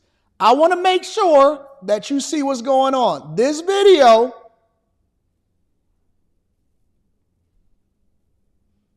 seven months ago. 7 months ago. All right? John Whitmire says the city is broke. You just got him in office. What you mean, how old is the video? You just got him there. He ain't even been in office a year. Ain't even been in office a year. Don't worry about it. We gonna get there. We gonna get there. The nerve to get on there and talk about cutting the pensions. What about our real estate? Because see, we paid for these properties for a purpose and not for you to go touching it with $300 million that you want to siphon out of the citizens' pockets. Get rid of the illegals, and that'll take your money right back. Start it off with that. In the letter calling for the special meeting, the only item up today for consideration is item number 02024-0013679, an ordinance authorizing the fiscal year 2025 property tax levy. There are 0 nays, 50 nays. This matter has been voted down. So, the people in Chicago, I got your back. I'm going to continue to hold it down for you. Don't worry about it. I'm with you. We rocking with you. We love you. Let me give you all a round of applause for continuing to work to turn Chicago red. Yeah. Let me read some of these super chats and then we're going to move on with the show. I told y'all we had a whole show for y'all. This is going to be a fire week, a fire year, and then next year we going in with a whole new set. Full drinking and half thinking in the building says, I got your back. Salute. Shout out to you, my friend. Tony, Tone, what up, Tone? What up? Says next election, it will be said Trump started a war instead of ending it. Whole time they creating chaos. They don't believe he can overcome. We gonna get there. God got us. Advanced Perception says, agreed. People got to stay focused on a local level. By the time policies hit the news, they got momentum. Got to jump on them in their inception. Nip it in the bud. Jay Thomas says, Trump 2024 to 2030. Anton, can you explain qualified immunity versus federal immunity under Trump? I cannot right now because we are on a time limit, okay? Qualified immunity versus federal immunity. Byron Donalds explained it on the Breakfast Club very clearly. You can go and look up the video. And I did a whole review video on it. I broke it down. I pulled up the legislation and the documentation. When he was explaining it to Angela Rye and Charlamagne the God, he did it beautifully. He did it better than I ever could, all right? Elsa Turner. Shout out to Elsa Turner. Says, I know a Jewish guy that sold the same apartment building 3 times. He knew the tenants would trash it, so he bought it every time and sold it double every single time. That's what they do about them land deals. Matthew, 1926. Preach, brother. Good to see fellow Detroiter like myself who think the way I do. My whole family and friends are vote blue no matter who crowd and shun me constantly. I hope one day they wake up from this. Well, we're going to pray for them, but we're going to continue to work.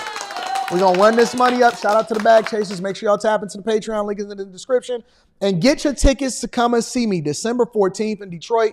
Discount code Anton. You'll get at least 20% off your ticket. And then make sure you come and have a good time. We're going to have a ball. My last conversation in person at the end of the year. And then we're going to run it up. Shout out to Marcus X. Says, great. I sent an email over of who she is for hire.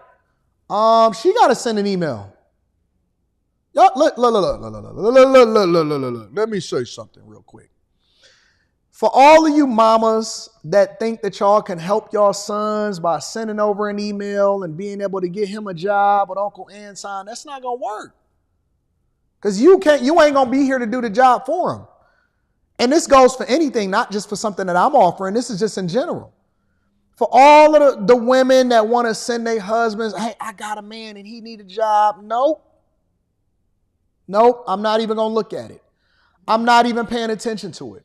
I won't even consider it. You can't get him a job for nobody And again, this ain't even just got nothing to do with me. This is in general. You can't do his resume for him. He gonna have to do it himself. You can't send him for a job. They gonna have to do it themselves. Y'all cannot babysit these people, and you are handicapping them. You are handcuffing them from the thing that they are supposed to be doing for themselves, and they're gonna get in here and they're gonna mess up and they're gonna make your reputation look bad. They're gonna embarrass you. And then I'm gonna come back to you and be like, hey, who you sent me? They stealing. They scamming. They thought that they was going to get a relocation bonus and they just wanted the money and then they quit the next day. I'm not messing around with these people. If they want it, then you send them the video. They can look at the requirements, come up with their creative vision, send me their information if they qualified for it, and then we go from there. But you cannot get them anything, and you just going to get embarrassed, and you actually handicapping them instead of helping them. And I'm going to tell y'all that straight up. All right? Ain't nobody going to tell you the real. I'm going to tell you the real. I'm going to tell you the real. You can't get your man a job. Love your show is based and on point. Shout out to the people that's in the chat. I love y'all. Y'all my co-hosts. What's up, baby?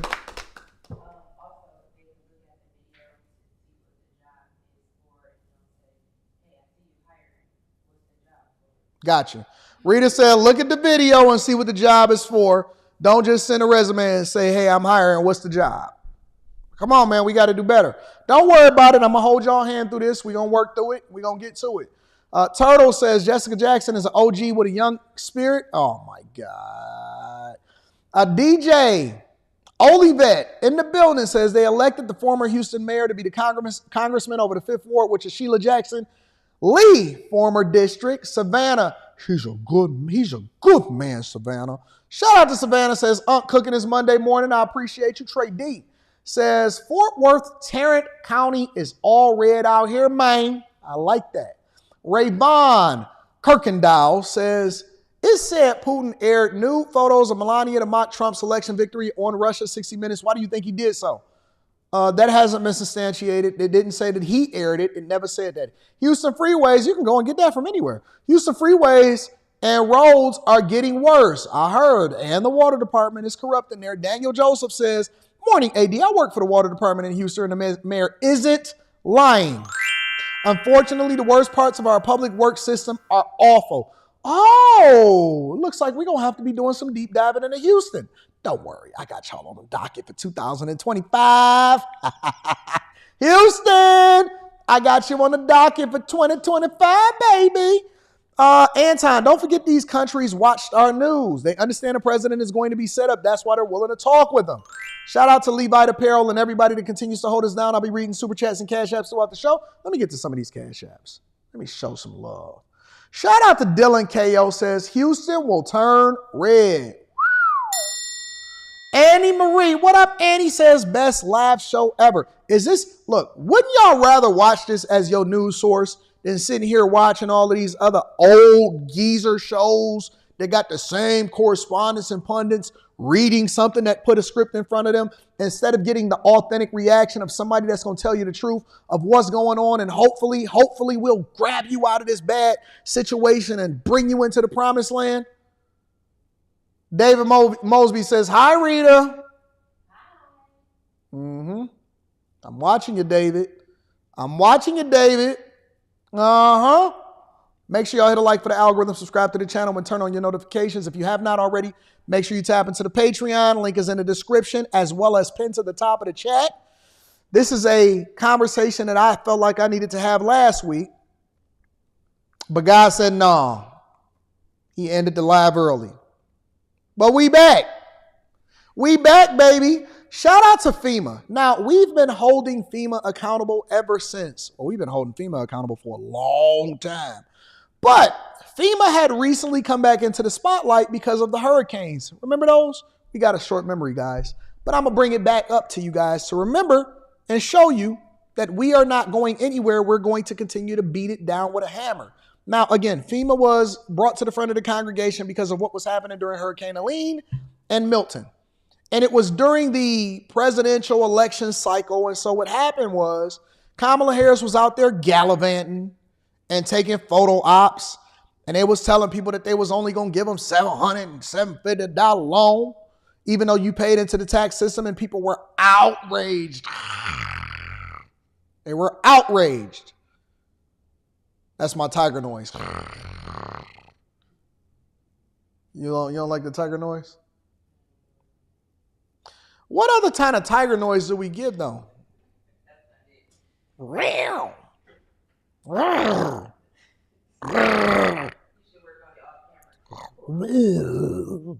Is that a lion or a tiger? Or is that a sick baboon? Anyways, recently this woman, somebody of your own ilk, somebody that looks like you, decided that they wanted to deny the American people, that's a cub, like a dungeon dragon.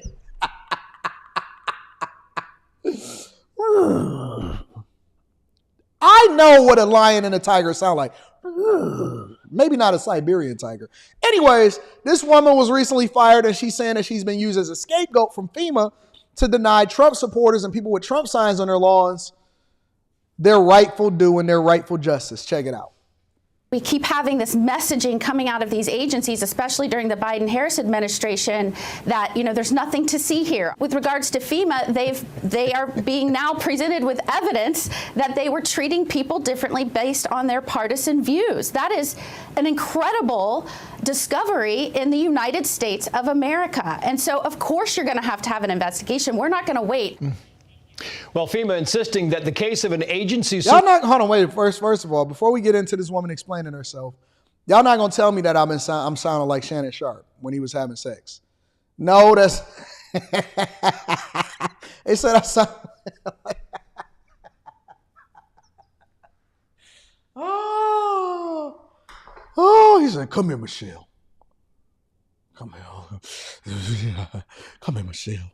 That's what he said when he turned his phone on to try to prove that he wasn't gay. Come here, Michelle. Come here, Michelle. Oh.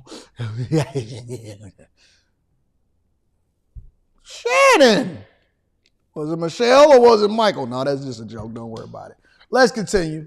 FEMA worker denied Trump people help. Let's get to it. Supervisor telling relief workers to avoid Trump campaign signs at homes during disaster response is an isolated incident. Let's bring in the FEMA official who was fired over the incident, but claims she has been made a scapegoat. Marnie Washington. Marnie, thank you so much for coming on. I want to read this because this is from the FEMA administrator, Deanne Criswell. She said this, and she's talking about you. She said, quoting here, recently, a FEMA employee departed from these values to advise her survivor assistance team. I can't do the show if y'all telling jokes in the chat. They said it wasn't Michael, it was Mitchell.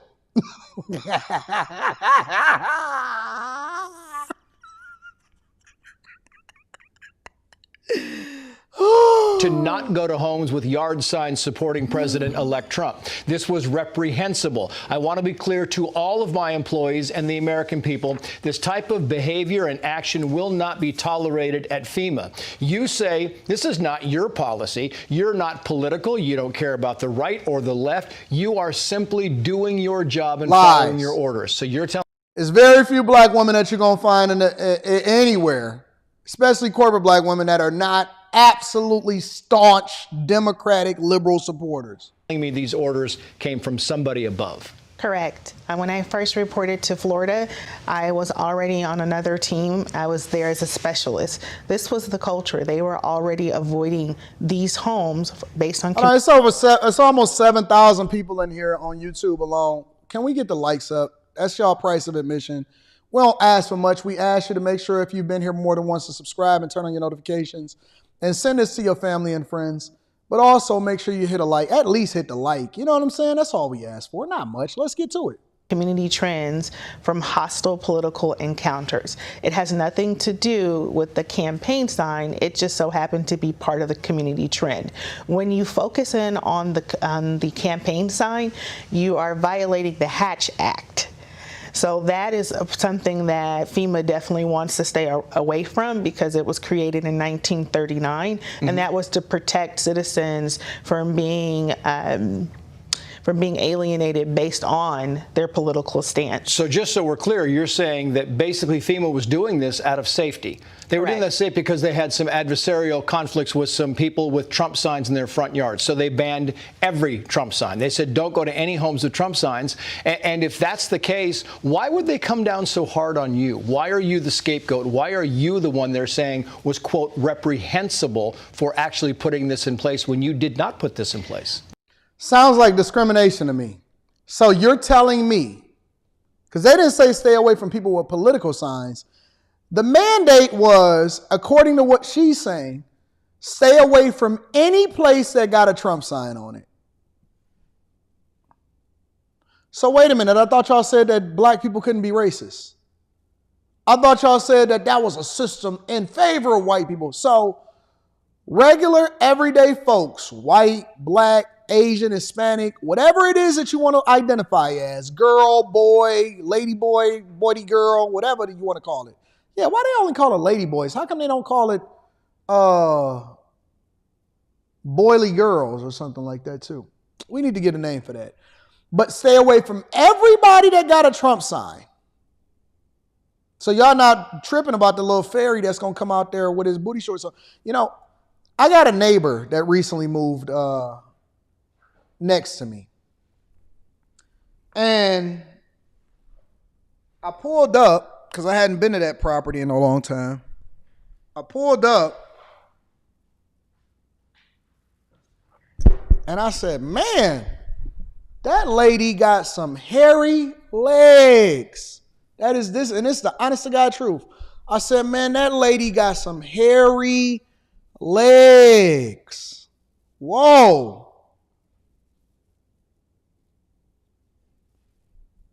He turned around, he said, what's going on?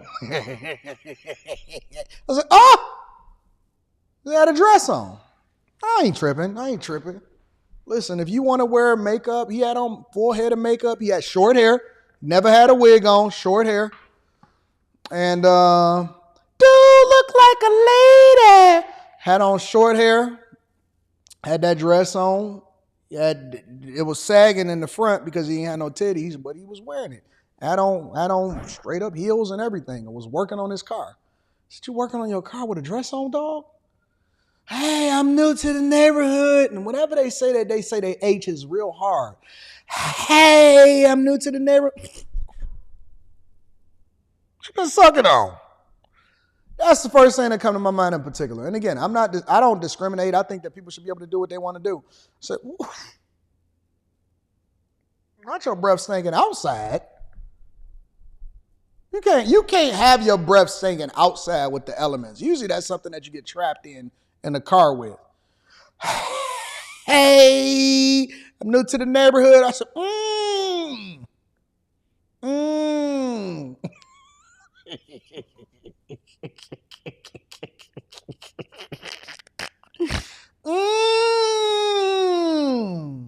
welcome to the neighborhood. And you start breathing out your mouth instead of your nose. You can't discriminate against people just because they got a Trump sign in front of their house, okay? What's reprehensible is they're not being transparent. Why is this coming down on me? I am the person that jotted down the notes from my superiors, and my notation in Teams chat was exposed from their surge capacity team. That's exactly what happened, and it's easy to then say, well, haha, it's her name, it's her writing. Right. Make her accountable for it. But I'm just simply executing, again, I'm going to invite y'all to my stand-up improv show. It's going to be great, I promise you. I'm from my superiors. Right. And I'm wondering, because it says things like when on this list that says avoid the Trump houses, drink water, take rest breaks. So there's a list of things. You didn't come up with those either, right? No. So you didn't come up with any of this list. Is that a fair assessment? Yes, sir. And I'm wondering, how do you prove that, Marty? You're trying to save your reputation. How do you prove that this order came from above?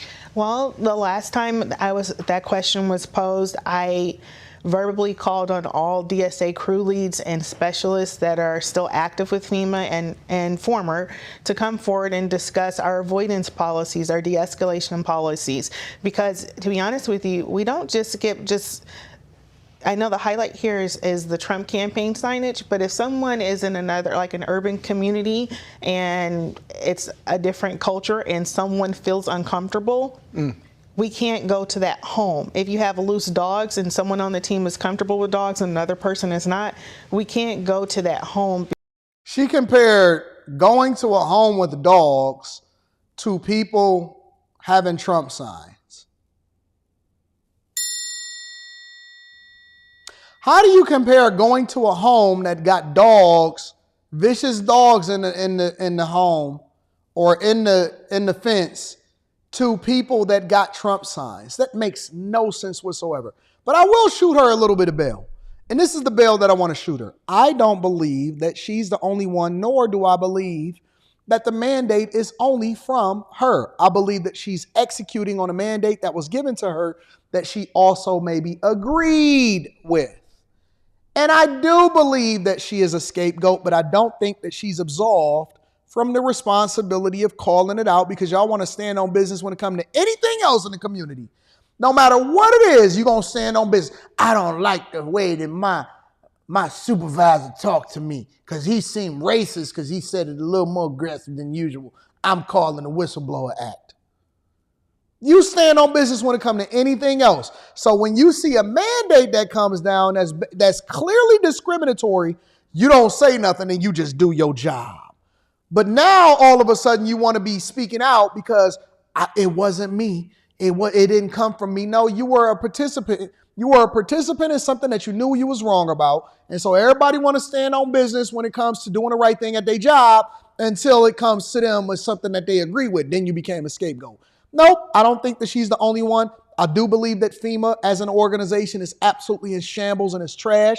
It needs to be revamped. Somebody get JD Vance in there. Somebody get FDA, FGR, ABC, DFG, RFK Jr. Somebody go in and fix FEMA, because it's no reason in the world why this mandate should even exist, let alone it even be executed on by somebody that I believe agreed with this mandate. Now, she went on Fox News in order to try to save her reputation and say, nope, it wasn't me, it was somebody else. I don't believe it. I don't believe it at all. Because of safety precautions. So you feared the Trump houses. The people on FEMA were fearing the Trump houses like they were fearing people with vicious dogs in their backyard. Exactly. And she said exactly. She didn't even think twice. Think about what you're saying. Listen to how he broke this down and then look at what she just agreed to. She didn't even think twice. That home because of safety precautions. So you feared the Trump houses. The people on FEMA were fearing the Trump houses like they were fearing people with vicious dogs in their backyard. Exactly. You were fearing people with Trump signs in front of their house in the same way that you were fearing people with vicious dogs in their house. And that's based on the trends. You can ask FEMA for incident reports. They have those because they ask us to report out if there's an incident at home. And unfortunately, again, the passionate supporters for Trump, some of them were a little bit violent. But all of them were painted with the same broad brush. All of them as being, we're not going to go near these because we think they're all bad people. No, because some were registered. Some did receive case inquiries and updates. Yeah. Some of them came outside and said, hi, I appreciate what you're doing. I would like to participate. And then some were very vocal and firm that they didn't want anything to do with FEMA, and they thought that we were crooks. And lastly, we've got to go. We're running out of time here. Did this also happen in other places? This was Florida, but did it happen in North Carolina? Did it happen in other places? Georgia as well. Just ask the crew leads and the specialists. All of the business. They will discuss their avoidance and their de-escalation methods in the field. Okay. And I think Ms. Criswell would be happy to know what's going on. So she got fired, and now she's throwing everybody else under the bus. That's the conclusion that we can come to on this one. Let me read some of these super chats and cash apps. Let me acknowledge the cash apps first. So people are showing love, showing all kind of love. Look at Molly. says for Anton and Rita, happy Monday. Look at Molly. Molly, I got your email too this morning. I'm be in touch with you shortly. Shout out to my homegirl Molly, running it up, taking care of business. Hopefully Q got you on the show tonight so we can get some accountability going on with these people that don't want to come on the show because they lost the election. Peace Ali TB says McDonald's are doing no more refills. What? What? Mickey D's ain't doing no refills. I sent an email and made a post on the Discord to ask about a Quranic study on certain days. Shout out to Peace Ali TB.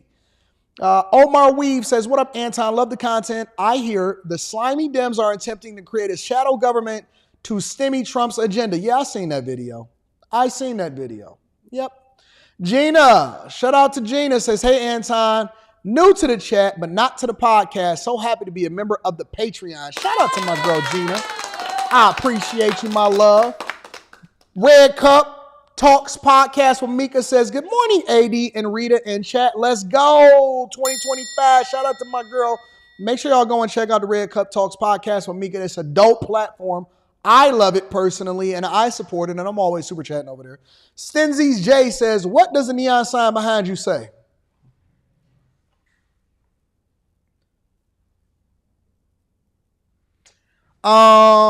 It says, please don't do coke in the bathroom. Now, that could be taken a couple different ways. It could be taken as we don't allow drugs inside of here, or it could be taken as don't be stingy, share with your friends. I'm going to let you figure that part out. Shout out to the people that do coke. Advanced Perception says, I thought they only asked, are you okay? That's what Kamala said. Oh, you didn't think I was going to catch that one. The only thing she needs to skip is a minute. Ooh, y'all being catty in the chat to the lady that got fired. Fairy with boot shorts is wild. With booty shorts is wild. Good afternoon, AD and the Bag Chasers. I emailed you a design I think that you'll like. Okay, I'm going to have to check that out. Nice for everything says, thanks. I learned something every day from your show. It is great. We do put the medicine inside of the candy. Bison Bill, not your breath stinking on the outside. CEO Tiff says, this explains why they denied me here in Houston. Yep. Mouth smell like ish eggs and cheese biscuits. Oh, no, not the cheese biscuits. Greg Charlie says, Anton, I missed it. What excuse they give Biden for authorizing a strike so that when my granddad calls me blaming Trump in January, I have a response? No, they didn't give him no excuse. They didn't even respond. They just doing what they want to do when they want to do it. No excuse whatsoever. Purple Haze, have you started making meetup dates for 2025? Plan a vacation work schedule? Nope, not yet. I'm still on vacation technically myself. That's why my beard is so gray. LaFleur says, she's saying Trump supporters are like animals to them. Basically. Shout out to my dog, Jay Ben says, I don't trust cinnamon Pillsbury biscuits. Oh, y'all got to stop shaming. We don't shame them. FEMA corruption is a Justice Department investigation handed on a platter for Trump. My girl, Mika says, I reported on this AD. A week ago, she said, 3 or more are a reason to skip all. She told a different story to Roland Mutton. Oh, so she was on Roly Poly show. Okay, Mika. Good work. Vaughn says, good morning, AD. Got my earbud in listening to my favorite show doing my same wifely responsibilities. Did you know Karen Elaine Johnson getting sued for lying? I didn't. Send that to me. I would like to know what is happening out in these streets, Vaughn.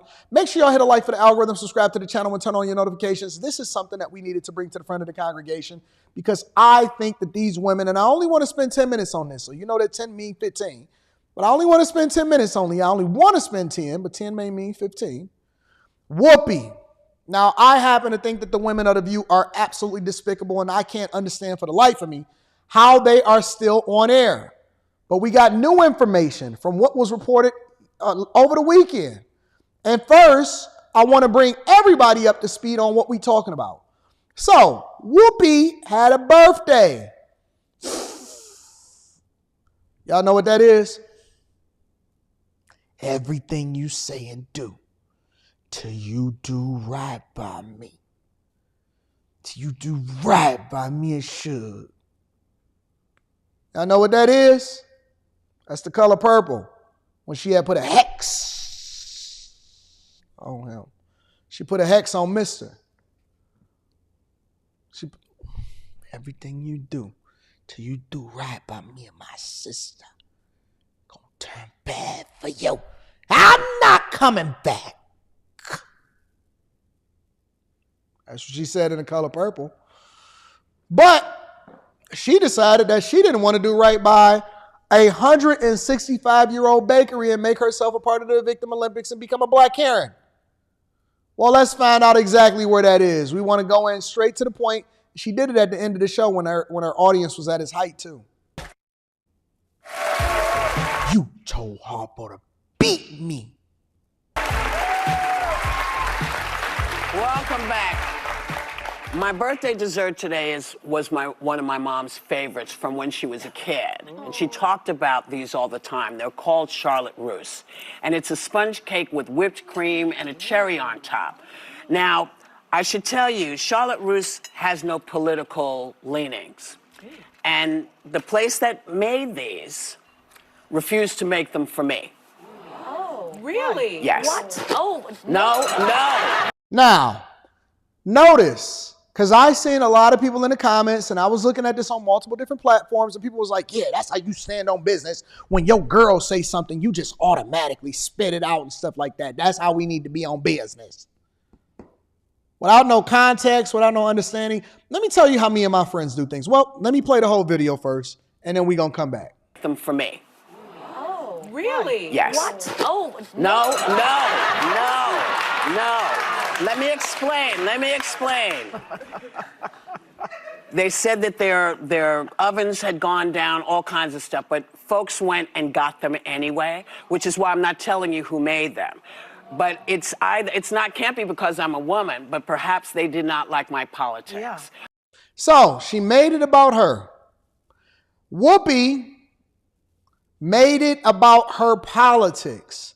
Now, why in the world would a business want to deny somebody, especially as popular or as on a show that has much visibility as The View, want to torpedo their business by saying that we're not going to make this for you and we're going to completely remove you from our mailing list because of your politics. Now, she didn't hear this. They never said this. She just automatically assumed and felt that it was necessary to ultimately bring them to the front of the congregation on The View with all of the other stuff that they've been doing on this platform. She decided that she wants to hold Holterman's Bakery over there in New York accountable for her politics, although they never said anything about politics. They just said that they was going to have trouble fulfilling a large order like that because of why. Let's find out really the reason. 146-year-old family. Somebody says she didn't name them, though. The internet do what the internet does. They ran out and they found out who it was and they started to give them bad reviews and all of this other type of stuff. And so you knew what you was doing. So you basically did an underhanded move to try to absolve yourself of being saying, oh, I never named them. But you knew you knew the internet was going to do what they do. You knew that they was going to come for them. Because they're drones. They're basically mindless zombies that'll go out and do anything just because they want to be upset at something and they ain't got nothing better to do. So this was what would really happen. Run bakery in Staten Island going viral after Whoopi Goldberg made this claim about him. The place that made these refused to make them for me. Perhaps they did not like my politics. Yeah, but the bakery's owner, Jill Holterman, explained that the politics had nothing to do with it and that her boiler was actually out. It was broken. Her boiler was out. Her boiler was broken. New York State Senator Jessica Scarcella Stanton was at the press conference defending the family bakery yesterday, and she joins us now. Thank you for joining us. You know, you look at this and you say, why did Whoopi Goldberg make this thing a thing? Did she really feel like, do you believe she really felt like she was being ostracized for her politics? I think it was such a ridiculous thing. Hold on. Before we get to the senator, let me show you something. This is what Golden Pisces said, and this is why it's so difficult. Now, Golden, you may be new here, maybe not, but you have to understand that we don't censor people, right? And so we let everybody say anything that they want to say inside of the chat, as long as it's not overly disrespectful or talking about somebody's kids or something like that. We let everybody say what they want to say over here inside of the chat. But it doesn't absolve you from being brought to the front of the congregation. Why? Because the Chet is my co-host for the show. And so you are very much an example of what I talk about when I say that these people will justify any wrongdoing and you don't even know what the hell you talking about. You probably never been to that bakery a day in your life, but you're so used to being on the Democratic plantation or playing identity politics or always wanting to be the pro-black one that you will sit there and say, I'm sure the same bakery did not serve blacks 60 years ago. What the are you talking about? What are you talking about? How do you know anything, and how is that relevant, and what do you know? They might have been serving them all day long. You have no clue. Why are you not holding Whoopi Goldberg accountable for trying to kill a small business, but instead you will just say some of the wildest things in order to justify how racist y'all are towards white people? At some point, all these black people need to be brought to the front of the congregation. I seen a video that I was going to use in Quick Hits, and I'm probably going to use it tomorrow, but it was of masked men, and they were saying that they were racists because they were carrying a flag and they were marching through Ohio. And they were saying, we need to find these people. We need to find these people. I want to see all of the people that's marching with Black Lives Matter flags and have the same smoke for them. All of the black people that hate white people, I just need y'all to come on out and say, listen, I'm racist, I'm evil, I'm ugly, and I want to be held accountable the same way that we try to make other people seem like they are the bad guys. We want you to be the bad guys too. Just say it. Just say it. Don't hide. Don't keep it in y'all living room. Stop acting like y'all not racist. Just come out and say it. Just say, listen, I hate them for something that I've never seen in my entire life. The Democratic Party has indoctrinated me. They taught me in African American studies, and I got an African American degree at some liberal university. And I believe in diversity, equity, and inclusion. And I always want to make things about black and white instead of, because see, Whoopi never even said nothing about black and white. She said it's because of her politics. But you decided that you wanted to make it about a black and white thing. Nobody mentioned black and white, but y'all had to say it. Hey, I gotta make it about race. Nobody. Golden Pisces. But I bet you they didn't serve black people 60 years ago. Every single time.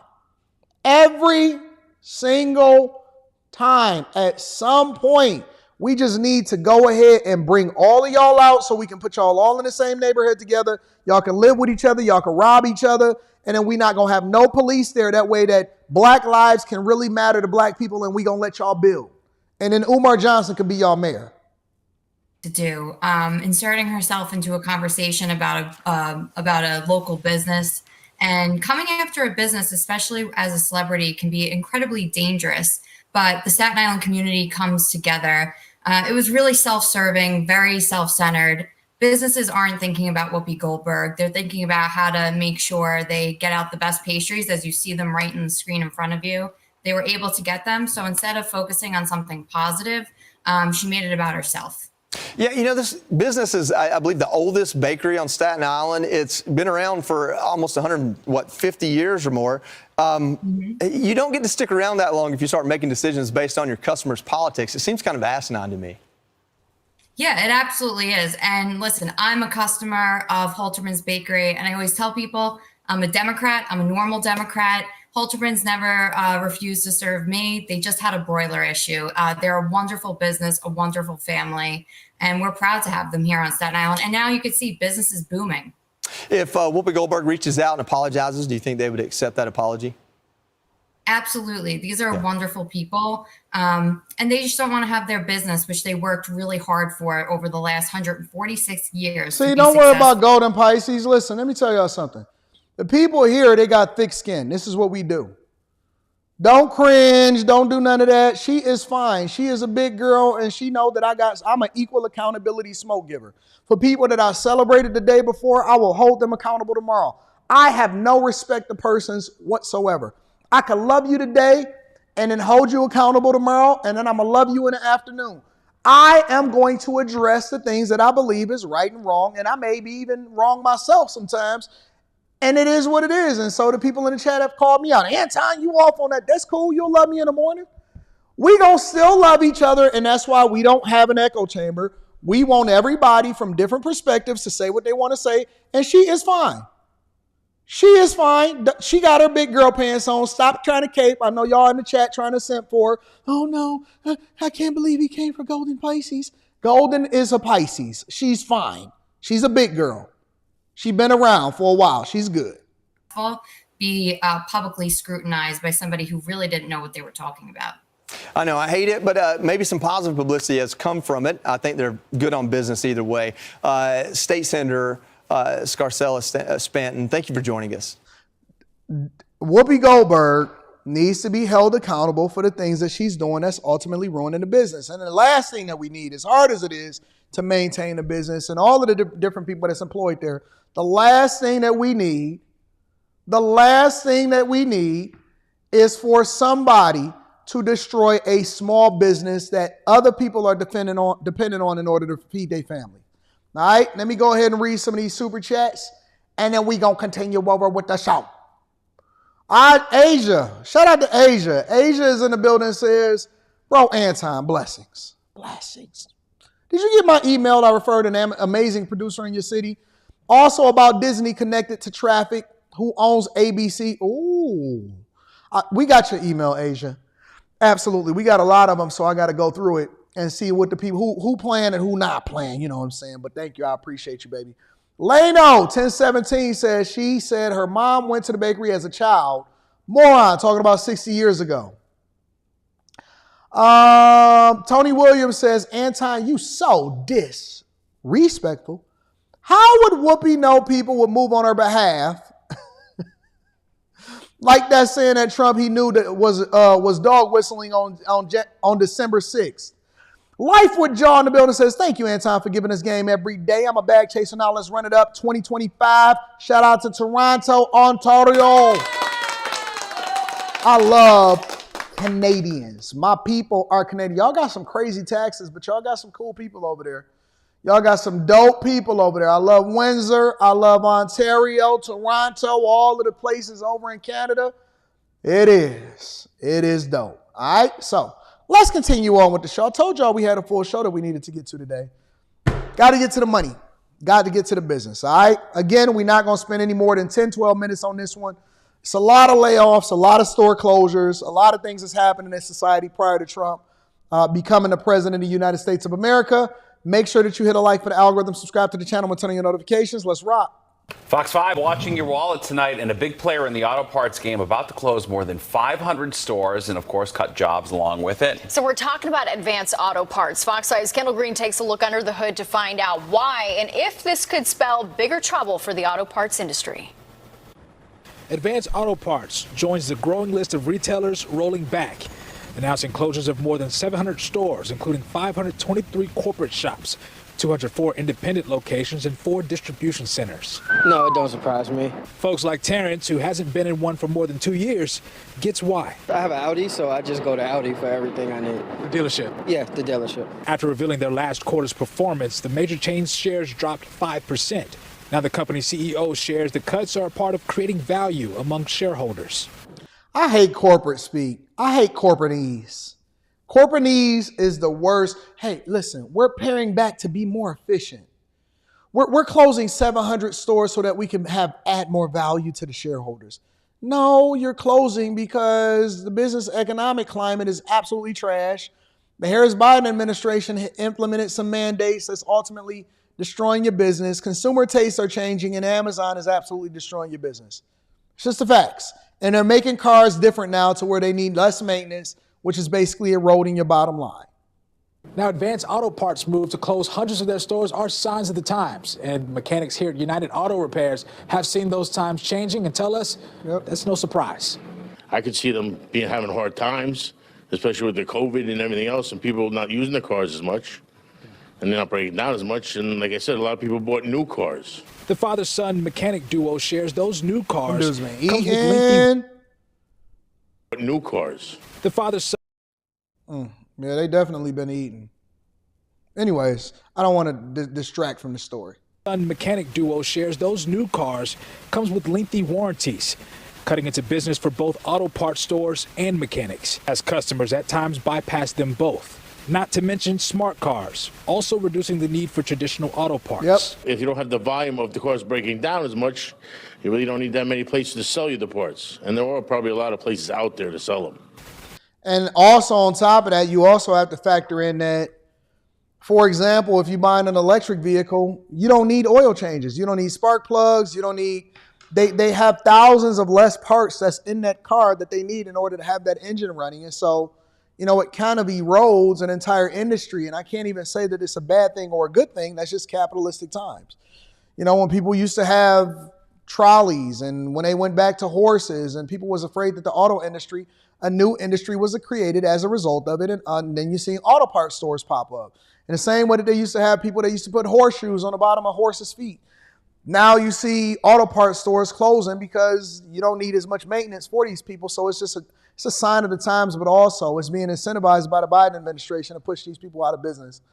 It just is what it is. It's a changing economic climate. But they're not the only people in the news lately. You also have General Motors. They are laying off over 1,000 people as people are seeing a shift from EV production. On your block in Macomb County, where General Motors announced it will lay off 1,000 white-collar employees. This is the second layoff announced in as many months. CBS News Detroit's Gino Vici joins us from the GM Tech Center with more on those cuts. It's funny because y'all saying a bike in the chat. I've recently had a mobile bike repair service come out to my place because I want them to make sure that they got the parts and that they order the parts in order to replace the bike. My bike, because I had got like a flat tire and it kind of messed up the back fender and stuff like that. And it was like, hey, this is what it's going to cost or whatever. And so it's whole new businesses that's popping up when other businesses are closing. And so you just got to keep that cycle and keep the American dollar moving. You got to incentivize new small businesses when you see new industries pop up. But it is tripped out because I didn't even know that they had a mobile bike service until Rita called one for me. As well as the state of the auto industry as a whole as we gear up. You ain't never seen no Tesla get an oil change, Julius. Stop. Y'all just be lying.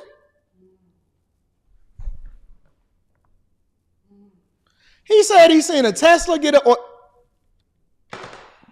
Tesla what? A Tesla what? I've seen a Tesla get oil change before. No, you didn't. Why y'all just gonna be lying like that? Julius. Come on. Bring yourself to the front of the car. That's why I don't be believing people. That's when people be saying stuff to me, I be like,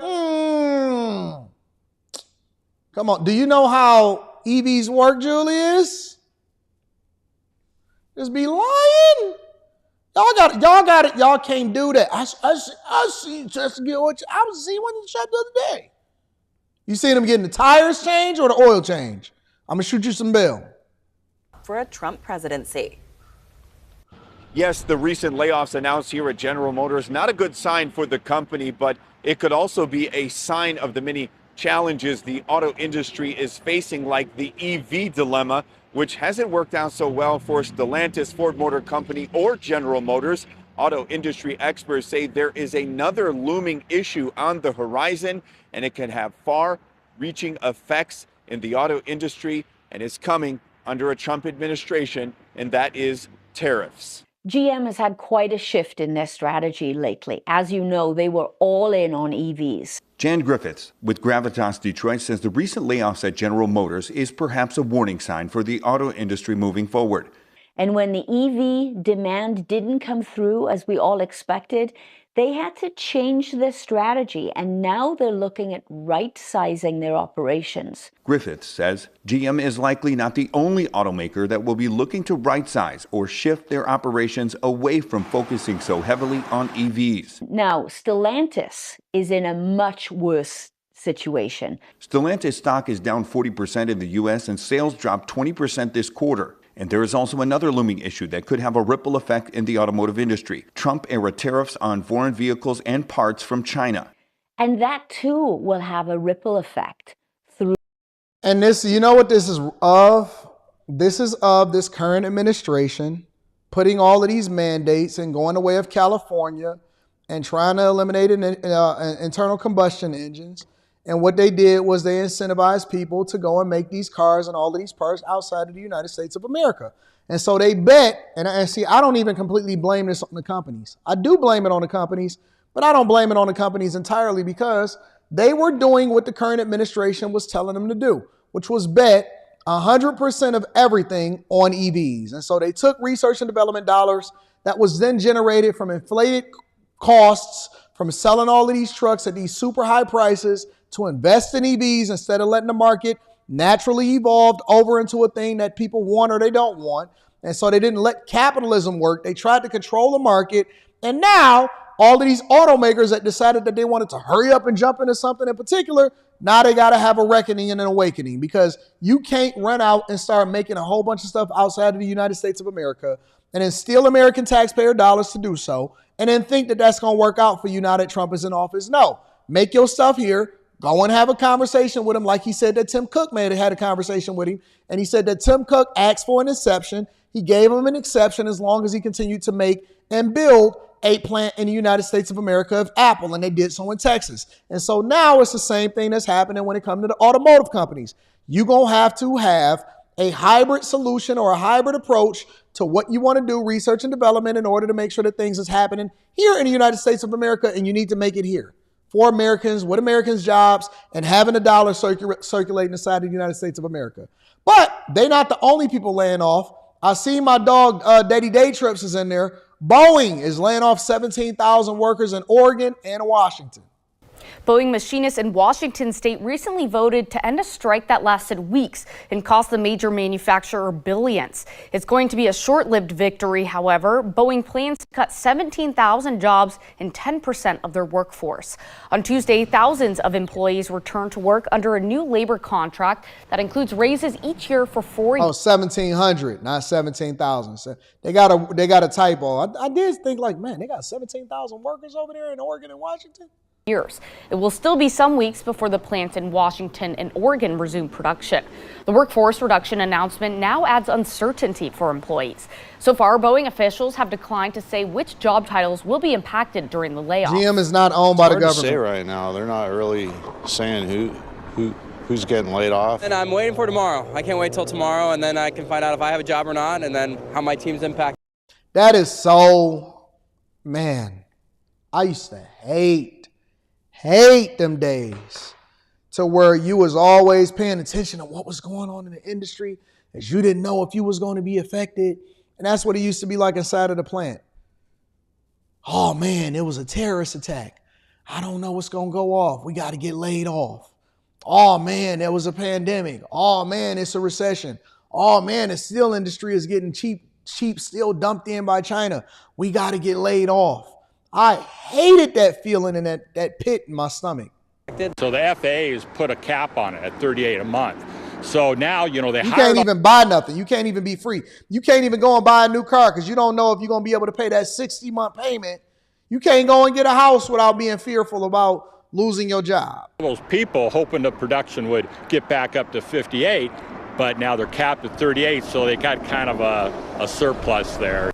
The engineer you just heard from thought machinists and other frontline workers would be safe from these cuts, but he can see scenarios where they could be let go. The last day of work for whatever workers do end up getting released will be January 17th. That's messed up. Right after Christmas, right after the holidays, don't run up too much debt and diversify. And when I say diversify, I'm not talking about your investments. I'm talking about your skill set. I think that y'all should be always working on something new, something greater, something better. While you are in a position that you're in. Don't get a good job and then just rest on your hands and sit tight and say, oh man, I'm gonna be all right, I'm gonna be good. No, you're not. No, you're never good. And even if you are always good, take the approach that you're never good. That way you never getting caught with your pants down. You always on top of it. You always building a new skill set. And worst case scenario, you actually just graduate into the next position or go into something different, a new industry, and you get a bigger bag as a result of it, or you can do both at the same time. But never just rest on your laurels and wait for something to happen to you, hoping that you can make it in the industry for the next 30 years.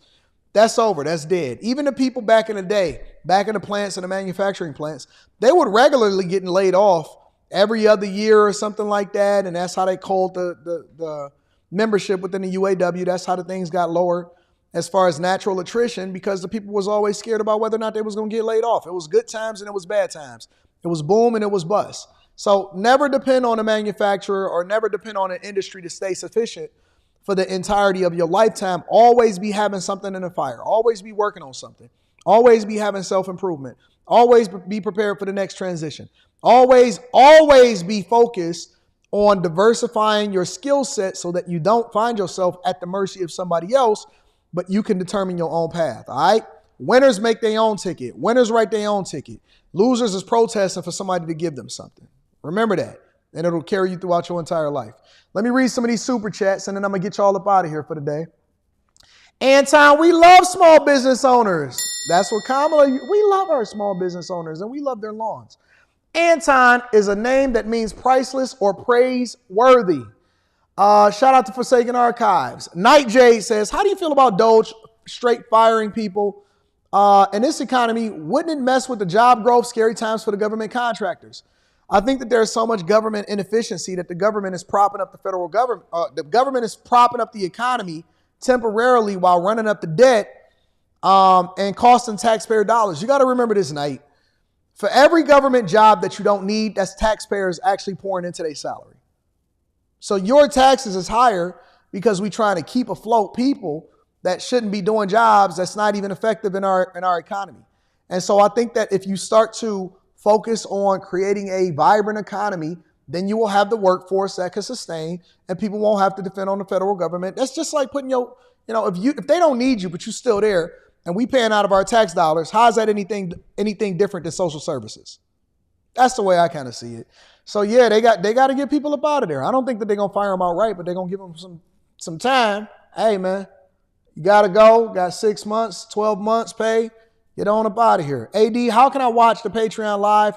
Do you have a set time when it's coming on? I apologize because I'm just not catching it live.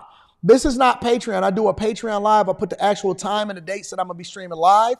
For people that can't catch the lives, for Block Club and Stock Club, then I'll re-upload the video right after I'm done for them to be able to restream it. So shout out to you, Wyatt B, and make sure y'all tap into the Patreon.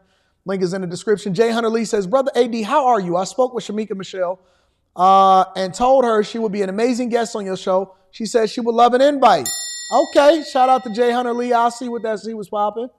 Kimmy Joe says America is the only country. Hold on, let me see something.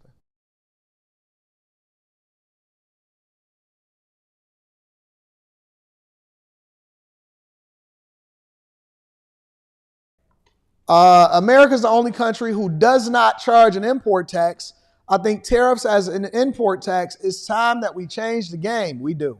We so far behind.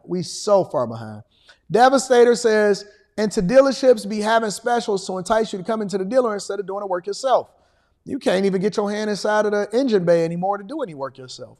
Hey, Anton, there are reports that Kamala and Doug are on the verge of divorce. Not sure if it's just rumors, but multiple reports that are circulating fast. I don't think that they would ever get a divorce because I think they would stay married for business reasons. Kevin Cunningham says he's probably talking about a modified Tesla Model S on Rich Rebuild's channel. Some guys on there dropped the V8 engine in there and they were driving around. Oh, okay.